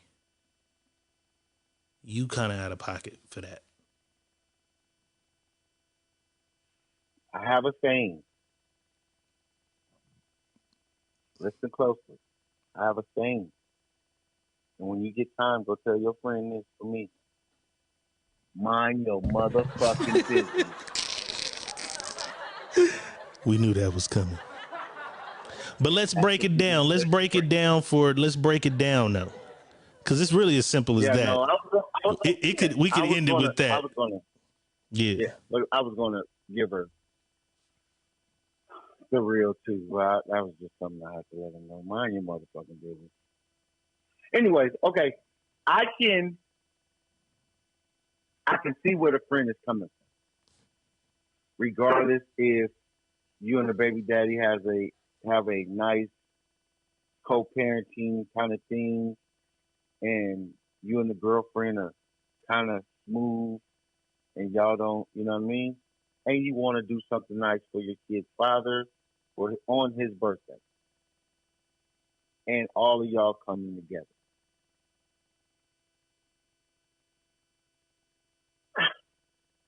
It ain't hard to say, but it is, because sometimes people just roll with the punches and don't want to make a big ordeal out of a situation because they see nothing wrong with it when they're talking to you as the outside person. But when they're in the inside person dealing with the baby daddy now, the respect thing may be causing, there may be a thing with the baby daddy and the girlfriend on the respect issue. Like, I know we cool, but why is your baby mama always trying to do shit for you still? Regardless if it's Father's Day, if it's your birthday, if it's this day or that day. You know what I'm saying? Like, what's going on? You know what I mean? We're not a one family, because she's not dating you. I am. She's just your kid's mother. I'm glad that you guys got a good rapport, but this is about us. You know what I mean? And I could see that being what the friend is saying. I could see why the friend is saying that, because you can cause a friction in there, because, you know, you can be good in the motherfucker with your baby daddy or whatever, but sometimes it can be overbearing to the new significant other. You know what I'm saying? So just talk to, make sure you're getting that from the situation, regardless if you feel like it ain't nothing. It could probably be a little overbearing on the new girlfriend, because you're always doing something, or you may be doing it a lot. Just make sure she's still comfortable with it and really don't have a problem, because most of them, I tell you, they don't have a problem, and the baby daddy is catching the problem. You know what I'm saying? So just gotta figure it out. But tell your homegirl, just stay out the motherfucking way. Okay, so as I read it, and I saw the friend said something, and then she said, I'm not asking for her to chip in on the dinner bill, right? Right. My mind work a certain way, so I saw that the girlfriend was taking him out of town for the weekend. So you're trying to show the girlfriend up. The birthday's tomorrow, so before whatever you got planned coming, what if this dinner is like crazy? Because the dinner bill was mentioned, right? Mm-hmm. I'm like, okay. And then the friend know you. Your friend knows you. Right. So your friend probably know you do shit big. When you do it big. So the friend's probably like, you finna do some big shit. She's there. Fuck up their trip. You're the one there that's like the orchestrator of this wonderful birthday gift. You know what I'm saying? And then she has a little wine tasting thing planned for Saturday. You know what I'm saying? So I was thinking that, like, what you think about that? Could it be like, the upstaging of it? Like, should she fall back and just, shaman? Yeah. Send a gift with the kids for the birthday. You didn't want him. Mm. Remember that. You didn't. This one thing I tell people, like, when you don't want somebody, get the fuck away. It's cool. We can be cordial, but get the fuck away. Stop doing shit for people. Stop doing shit for that motherfucker that you didn't want no more, or he didn't want you, or she didn't want you. Stop doing shit for him. Even though y'all are cool, we cool, and it's all that is we co-parenting. Fuck all that. Get away. That ain't your job no more. Right. You can co-parent and be cool. That ain't your motherfucking job no more. For sure. You feel me? So get the fuck away from that, and don't upstage what she got going on, regardless if it's she know, he know, you know, the kids know that day is their birthday. It's the daddy's birthday. Mm-hmm.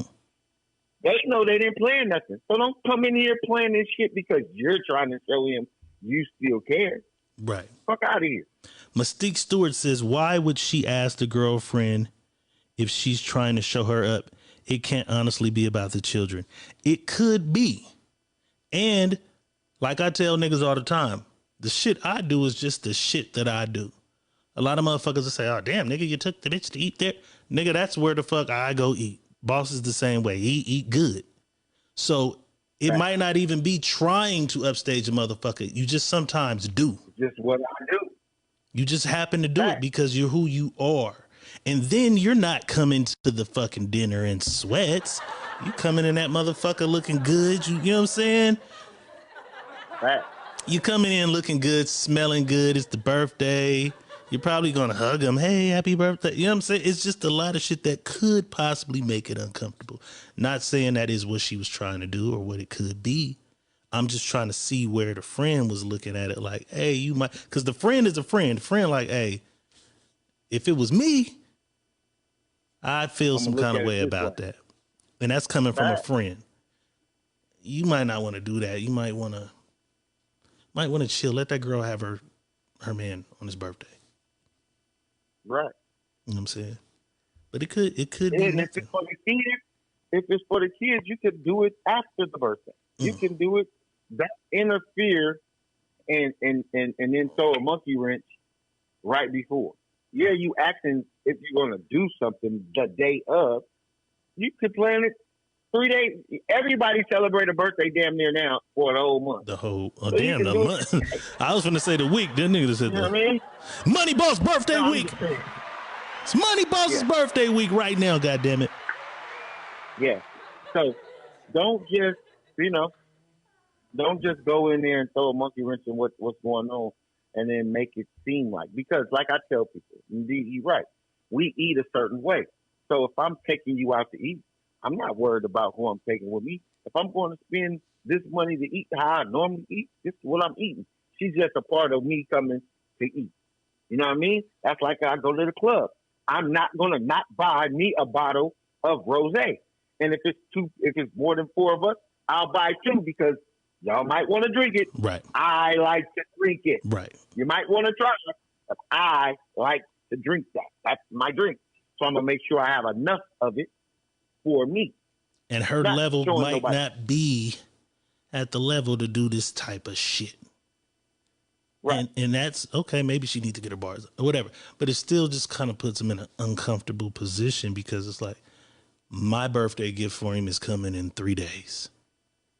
Right. I got some little shit planned, and it's not gonna. This shit is eclipsing my whole shit. My whole shit is eclipsed. Right. So I can see why a motherfucker kind of could be a little worried about something like that. Mm-hmm. Mystique Stewart says, how do you successfully co-parent if you're attaching that type of energy to it? I mean, that has nothing to do with co-parenting. That has nothing to do with co-parenting. It's this nigga's birthday and she's throwing him a dinner. It's not the kid's birthday. Right. If it was the kid's birthday and she threw a crazy birthday dinner for the kids and they have to come, this is different. This is the dad's birthday. It's different. Right. He's in a relationship. You know what I'm saying? If he was single, right, throw the dinner.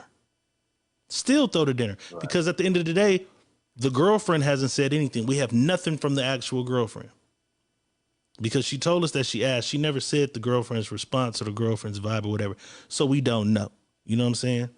We don't know. We just trying to break down the different angles of ways it could go. It could mean nothing to that girlfriend. That girlfriend might love her. They might be cool. It is what it is. I don't know. But we just trying to figure out, well, why maybe the friend felt like that or why somebody could feel like that. We just did a whole nother show a week or two ago about giving gifts to, what holiday was it? Mother's Day? Mother's Day. Yeah. Mother's Day and Father's Day gifts or whatever. And we talked about it. Like, get something that the kids can give them. And that's that. But to throw your baby daddy a whole Father's Day dinner and he's in a whole nother relationship, it's kind of different. Like, you don't respect the relationship. And you going to ask her. It's like, you don't, that ain't even something you need to ask the girlfriend. It's like you're not respecting their shit that's going on. Like, respect their shit. Get the fuck out of it. You don't need to be involved. That was a good question. That's no longer your shit. Corey Barnett asked, where is her nigga though? I don't know. The story came how the story came. I don't know. But see, that's a whole nother layer. So if she does have a man, how does he feel about the whole shit? He feels about that. And then if she does have a man, maybe that's a little, now if she has a man, it might balance it out a little bit because her man is there. But if she doesn't have a man, and they have it, it's a little different. It's layers to what it could and can't be. We was just trying to break down the psychology of the friend because this wasn't an actual discrepancy between the baby mama and neither the girlfriend. party. Nobody. They didn't have no discrepancy. Yeah, the friend made a suggestion. The friend made a suggestion, people. So y'all got to understand that there's no discrepancy between her co-parenting with the father, her with an issue with the new girlfriend. This is the friend saying to her, hey, you might want to bag up a little bit. And we're just giving, because I told y'all what I told her to tell her friend. But now we're going into it to now think about, okay, her friend said this, and her friend said that. So we have to go now deeper. Right. Somebody said they was going to call in. I don't know if nobody called in. They said they called in. That's it. That's how it should be. Everybody kind of understands their own place where they belong at or should, and these three people kind of understand it. It was just a friend that got involved to tell her friend, like, yo, leave that shit alone. Shout out to the viewers over there on Twitch. I think that's what it is too. Right? You got to think about things. And I don't know. I wouldn't, like, I got all my baby mamas is cool. Like, for real, except one of them. And she just wants to be a dickhead because she wants to be a dickhead. That's just it. But I'm still not throwing them no motherfucking birthday party. I'm not giving them shit on their birthday. I may say happy birthday and that's it, but I'm not giving you nothing. And I don't expect them to do the same to me. Period. We cool in the motherfucker. Somebody said they were trying to call in? I think Julie said she was calling in, or subscribers are going to call in. Call in, Julie. You got something to say. Let's go.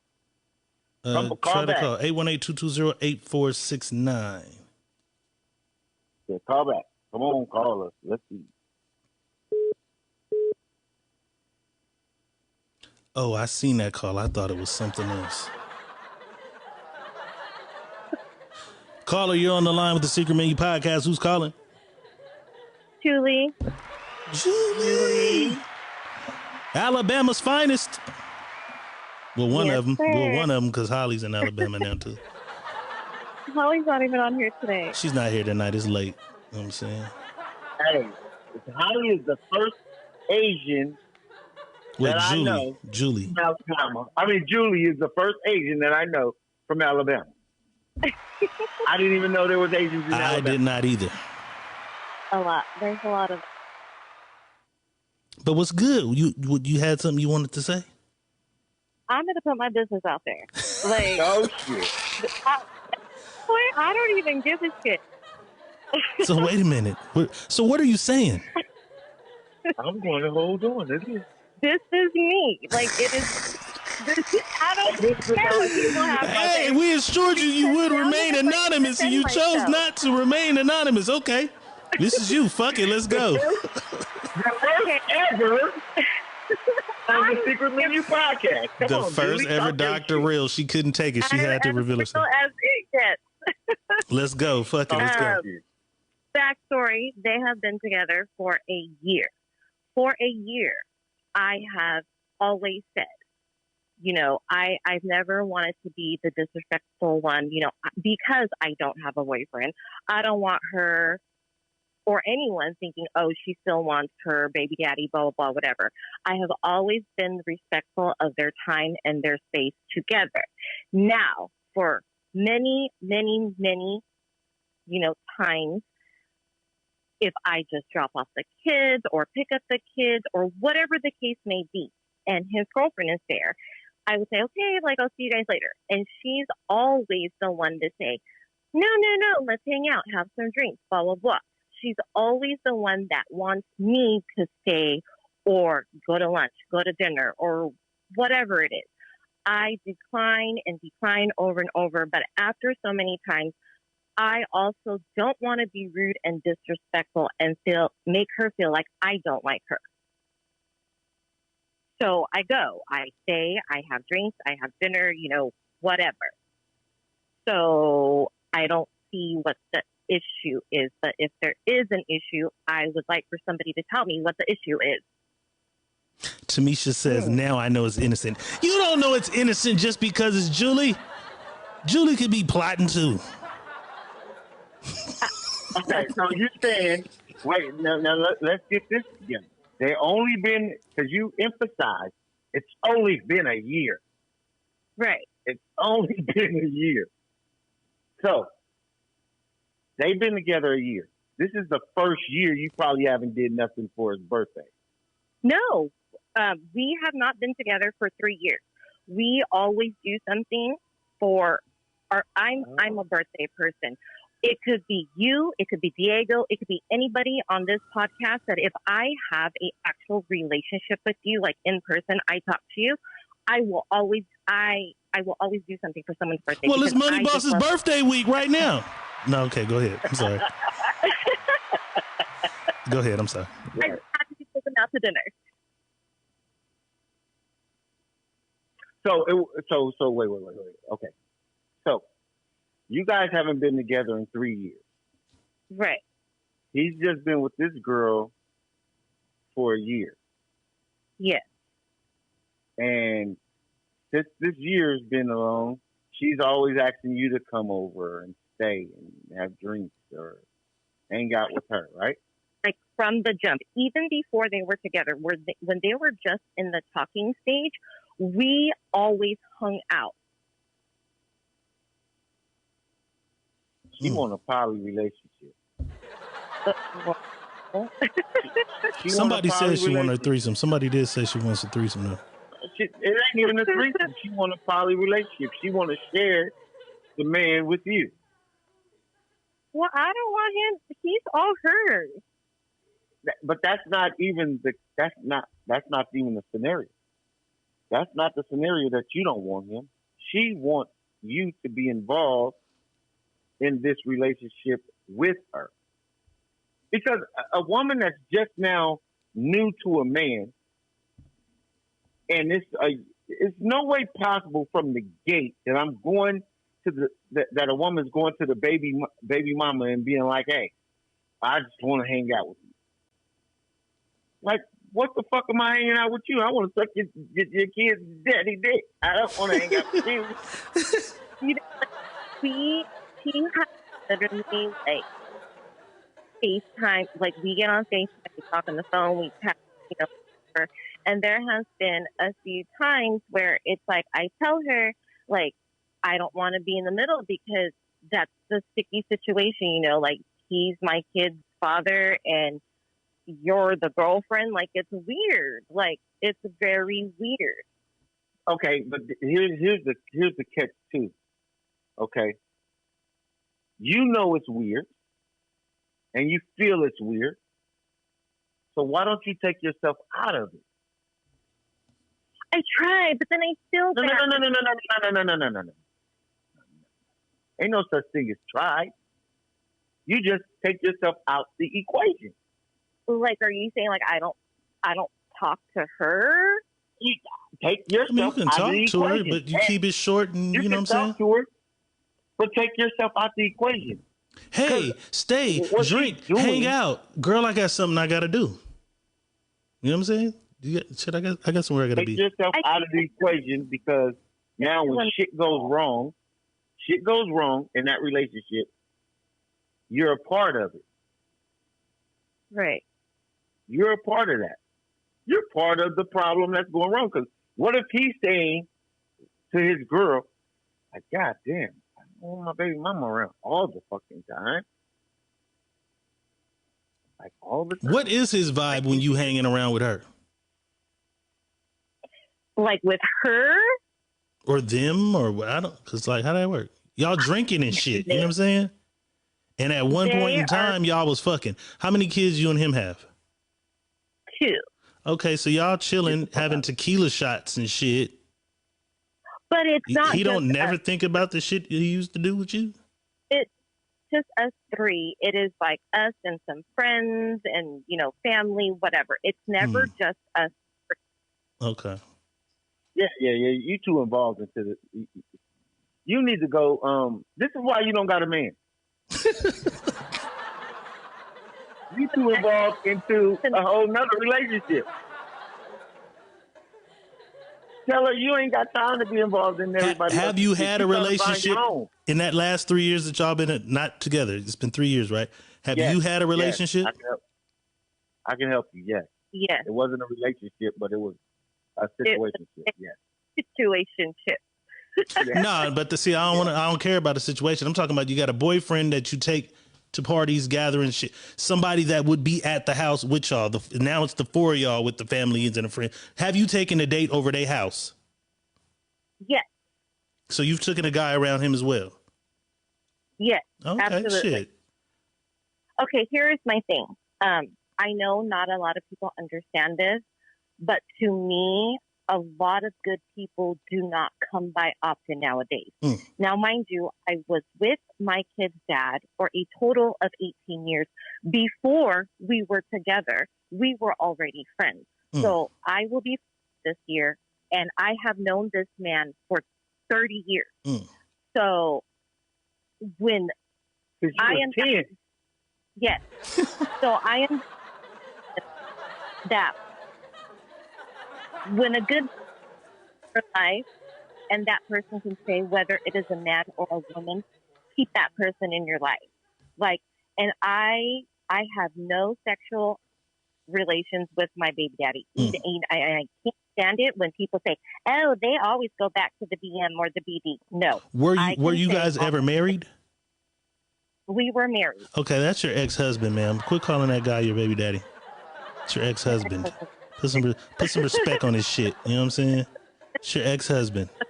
Put some respect on his shit. Yeah, put some respect on his shit. We were married for 10. together for a total of 18 years. I've known him for 30 years. Like I said, good people do not come by often nowadays, and he is a good man. So, and I know my boundaries. I know, but when it is always, let's go, or let's stay, let's do this and let's do that. So many times of me declining, I feel bad. I do feel You're a bad. softie. That's so rude. You're a softie. I am. And it ain't that you don't want to be there though. You want to be there. Or are you saying you don't? Do you or do you not? Which is it? I do. Are you looking for a way out of this shit? Because boss gave you the way. Yes and no. See, you can't be one of the two. Yes and no, because I do enjoy everyone's company. Because I feel like if y'all that cool, the bond is cool, you can bring your dudes around. You got a dude, you get a dude, and it worked like that, cool. But if you feeling like I don't want to be in this shit, but then sometimes I do, you straddling the fence. You got to be one of the two. We're gonna be great friends. We had a great, and you still can be there for them or whatever, but you might got to give them some space. Give yourself some space, some time to find your shit. You know what I'm saying?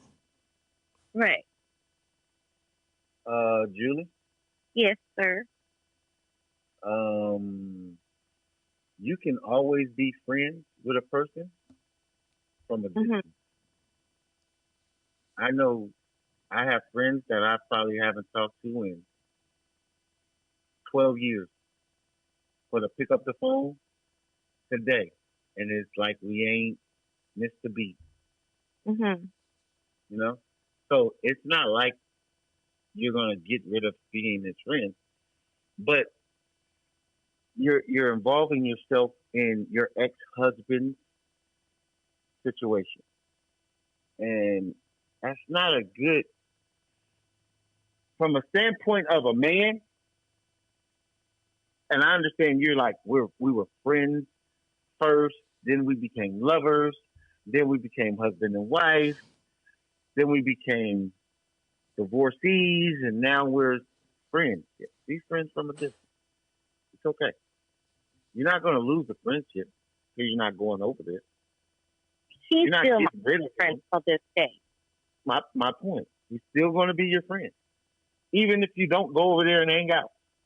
Still your kid's father, and your kids are 11 and 13, right? You yeah. guys, well, you guys got a lot of involvement to do still with these kids. So, you don't have to do all the things that you feel like, oh, because he's a friend, I got to do this, or he's a friend, that's just who I am. Work on you, being who you are, and move forward. Like, that's over. Don't be involved in something that you feel like it's nothing and it can cause something. You know what I'm saying? It's not a good look. You don't want to be a part of if they break up. Well, you always call my ex-wife over here and you guys are always, you don't want to be that. You know what I mean? I'm also the one that mediates their problems because they both. That's the problem. Oh shit. That's even worse. That's worse. Like she will call me or text me, or he'll do the same. That's worse. Because now they're getting information from you. Both of them are getting information from you because you're dealing with both parties. And when you're dealing with both parties and they're getting information from you, they're going to, and that shit don't work, guess who's to blame? Me. Thank you. Got that situation. I'm over here frustrated, Julie. I don't know what I'm going to do. She hasn't sucked my balls in months. Right. Then you got to call, hey, Samantha, what's going on? You're not sucking balls over there. Right. How do you do that? You the mediator? I always am, and I tell them all the time I don't want to. And I hear it all the time. I know I am too nice, and it's a blessing and a curse, I guess. And it sucks. No. Yeah, see, you putting strain on yourself. Man. Yeah, you putting strain on yourself. You too busy involving in some shit that you got rid of. Let me say this: he is a good friend, but he wasn't a good man for you. That's why y'all divorced. For a reason. Now we're gonna get in your business. 18 years, you said y'all was together? 18 total. What ended it? Infidelity. You so cheated? Therefore, you don't need to be in that. Right? Hold on. You cheated or he cheated? Not I. Oh, you didn't cheat. Okay. He cheated. He cheated. So you can't. So this is where the problem's going to lie. You know he's a cheater. You know he cheated. So when he does something wrong to this girl that you're friends with, and you say, "Well, he cheated on me," that right there, because she knows that. Why did she ask? She probably knows because you probably told her we're no longer married because infidelity. Right. Does she know that? She does know that. I wasn't the one that told her. He told her that. Oh, okay. So therefore, was he now cheating you're on in you your with business her? About. I don't know. I really don't know. Was the cheating in the 18th year? Because we talked about that earlier. If you're married for 9 years and they cheat in the 10th year. It was after. It was probably like, I want to say like from 13th through the 18th year. Okay, so you had 5 years. 5 years is some shit. Already done. Yeah. Okay. Did he ever tell you why he cheated? I knew like the first couple of times why he did. That was like my part. But after that, I don't know. I guess it just became his bad habit. So the first time he cheated, he felt like it was what you did, what you wasn't doing, or whatever, right? I'm an adult. Like, I will admit, like, it was lack of my part. So I get it. Like, not that it's an excuse, but I get it. Okay, listen, we got a great question from Jackie Brown. You know what I'm saying? Absolutely. Let's say this. Let's say this though, because let me add my twist to it. Their situation doesn't work. They break up. He's not with anybody else for a year. You're not with anybody else for that year after they break up. You wouldn't consider ever being with him again? Absolutely not. Okay.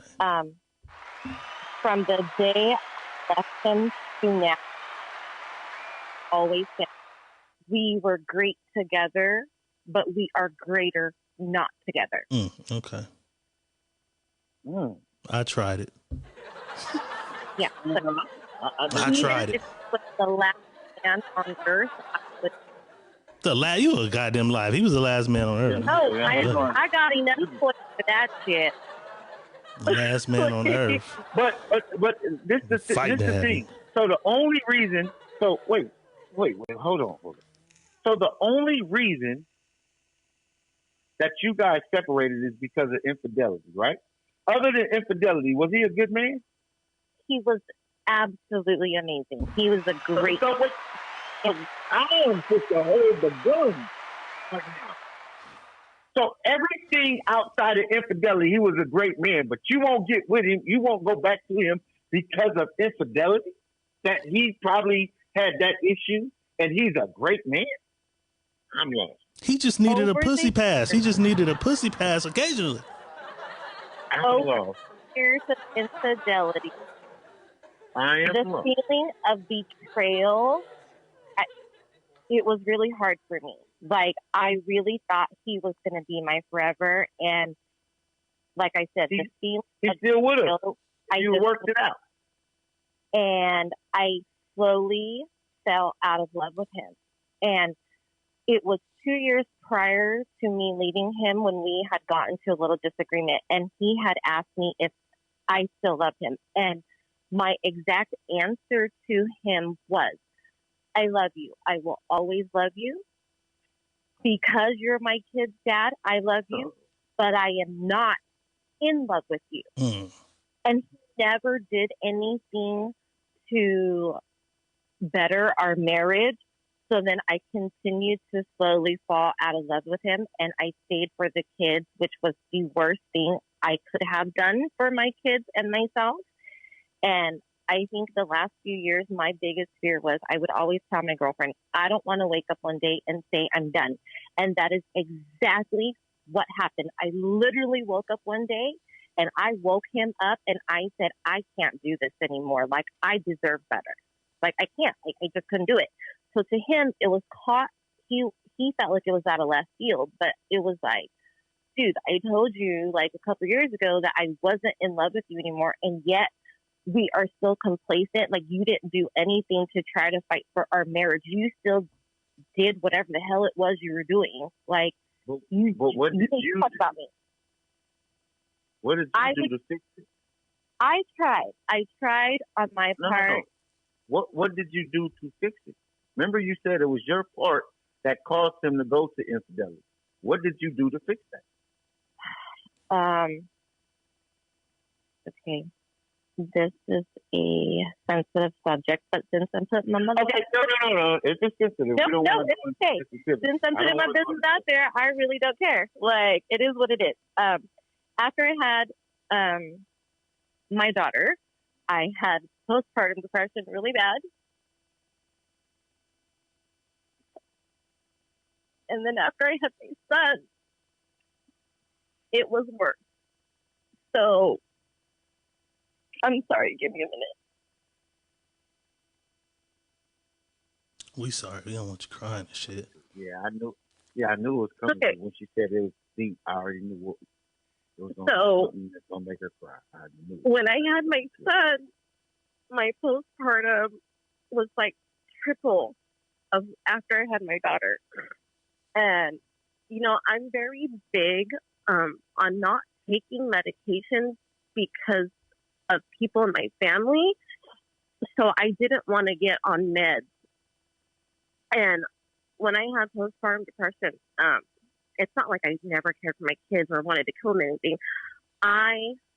My kids were my number one. Like, and they were all that mattered to me, and nobody else mattered but my kids. So I basically pushed him aside. So when I say it was lack on my part, I get it. That is why. Okay. You know what? When this is the thing, when I hear things like that, I just don't even want to talk about it no more. I just want you to heal. I just want you to feel better about yourself, about the situation. And wish you the best of luck, man. Prayers your way. Everything that's positive, go your way. Put positivity in the air for you. And wish you the best. And the last thing I'm going to say about it, right, is maybe you do need to step away from that a little bit, because it's a lot attached to that. All of that is attached to that. And every time you around there, you kind of taking yourself back to that place. Right. You know what I'm saying? You might just need a break. Take a break. You can always go back and be their friend in a year. You know what I'm saying? Give yourself some space. There are some women on this podcast that truly know me. Like, they know me personally. And I'm a very happy person. Like, and I'm so sorry that I'm crying on this podcast. Like, this is awful. That's all good. We love you for that. It's all good. And they love you for that. They sent a lot of hugs and hearts. You know what I'm saying? That's all I good. appreciate that. Yeah, we appreciate you tapping in with us. You know what I'm saying? But yeah, you might just need to take some time for yourself. Hey, all you got to do for tonight is go take that thing you brought out on Sunday service and go do it yourself. Go do it yourself. And Mandy said, get some wine. So get the wine and then get that. You know what I'm saying? Yeah, Absolutely. Have a nice release on yourself. Get some wine and grab that. You know what I'm saying? We appreciate you tapping in, though. Appreciate you tapping in, Jilly. For sure. Thanks, guys. All right. Good night. Good night. Julie, ladies and gentlemen.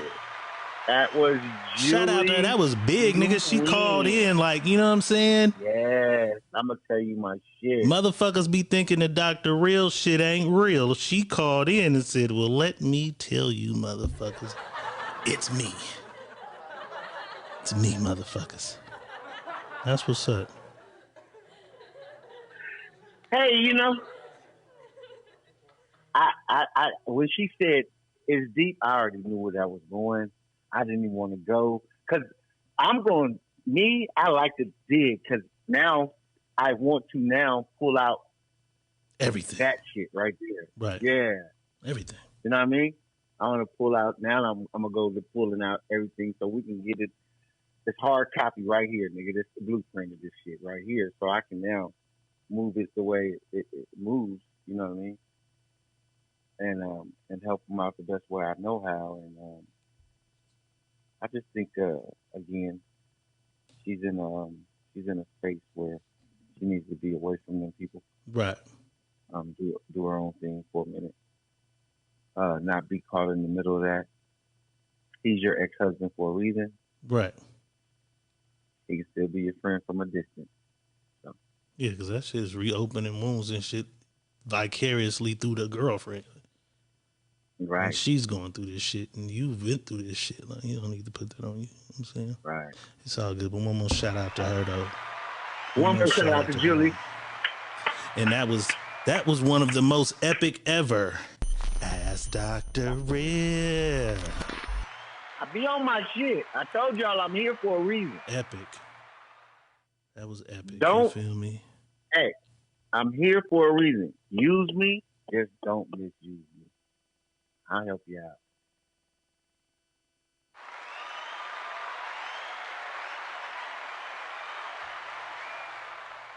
Yes, Sirski. All right, yes, shit. Sirski. On that note, any last words, boss, before we slide? I got a little yeah, to make. Man, anybody, damn. I do. Let me say this before I give you my closing today, because today is really a great one. Even with all the shit that went on with me. Sorry, people, I won't be in Fresno for my birthday. Tim is having a party on the 21st. I was supposed to be there. I'm not going to be there. I'll be in Vegas. Everybody that thought that I was going to be at City Lights, I'm not going to be there. Last year was crazy. I am not doing it in Fresno this year, so I'm out of here. I'll be leaving tomorrow. I'll be in Vegas. But go check Tim out at the Loft Sunday. Go chill, go hang out. I just won't be there. Hey, nigga. And there's a table. What's up?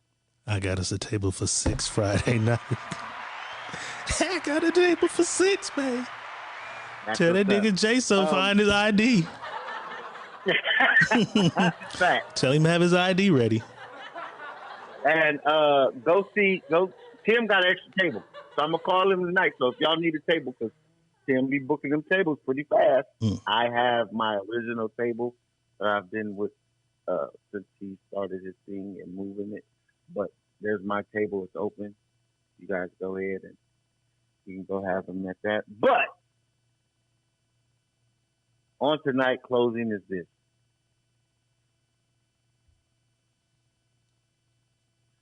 We go through things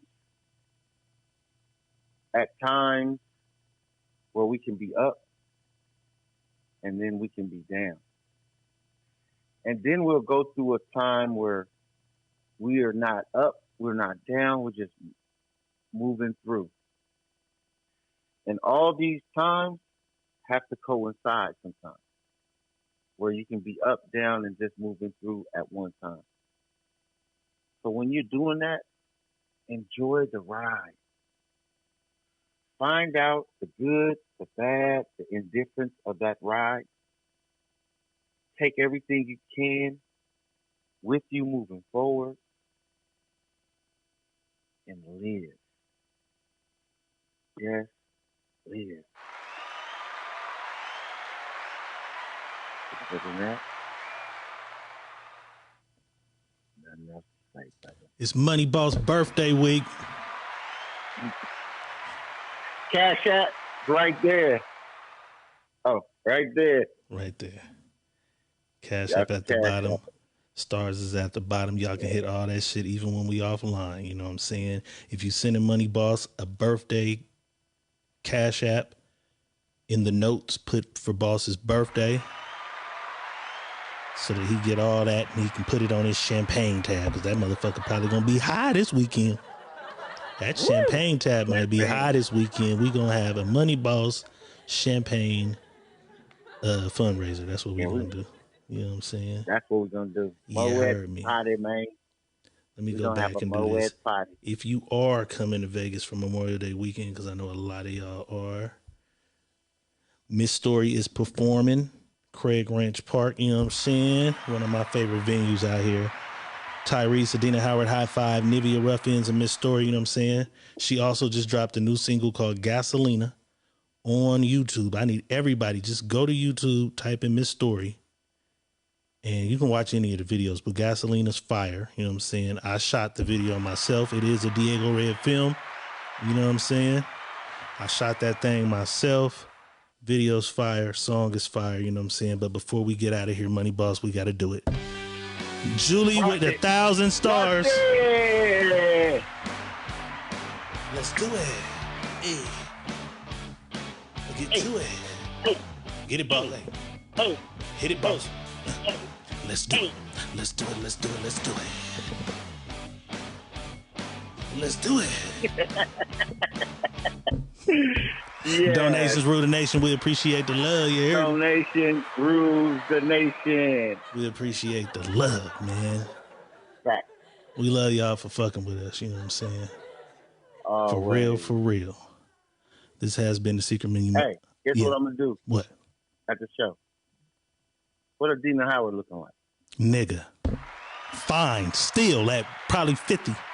And I'm telling you because I can't even tell you how, but long story short, I ran into her. And when I get to her, I'm like, yeah, Adina Howard? Still bad.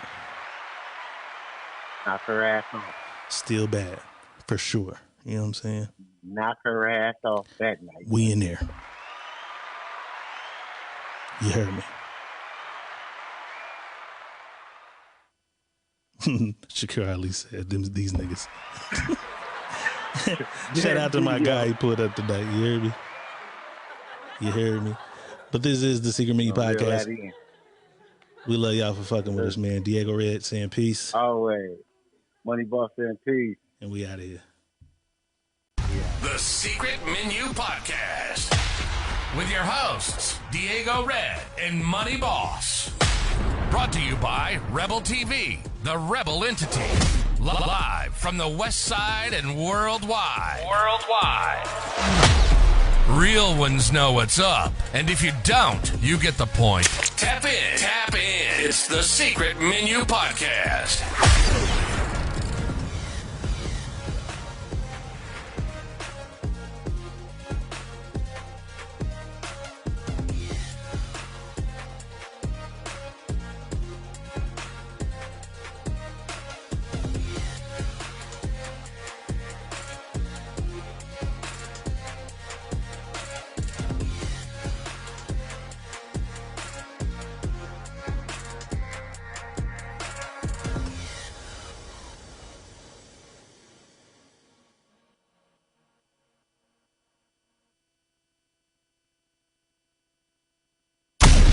The Secret Menu Podcast with your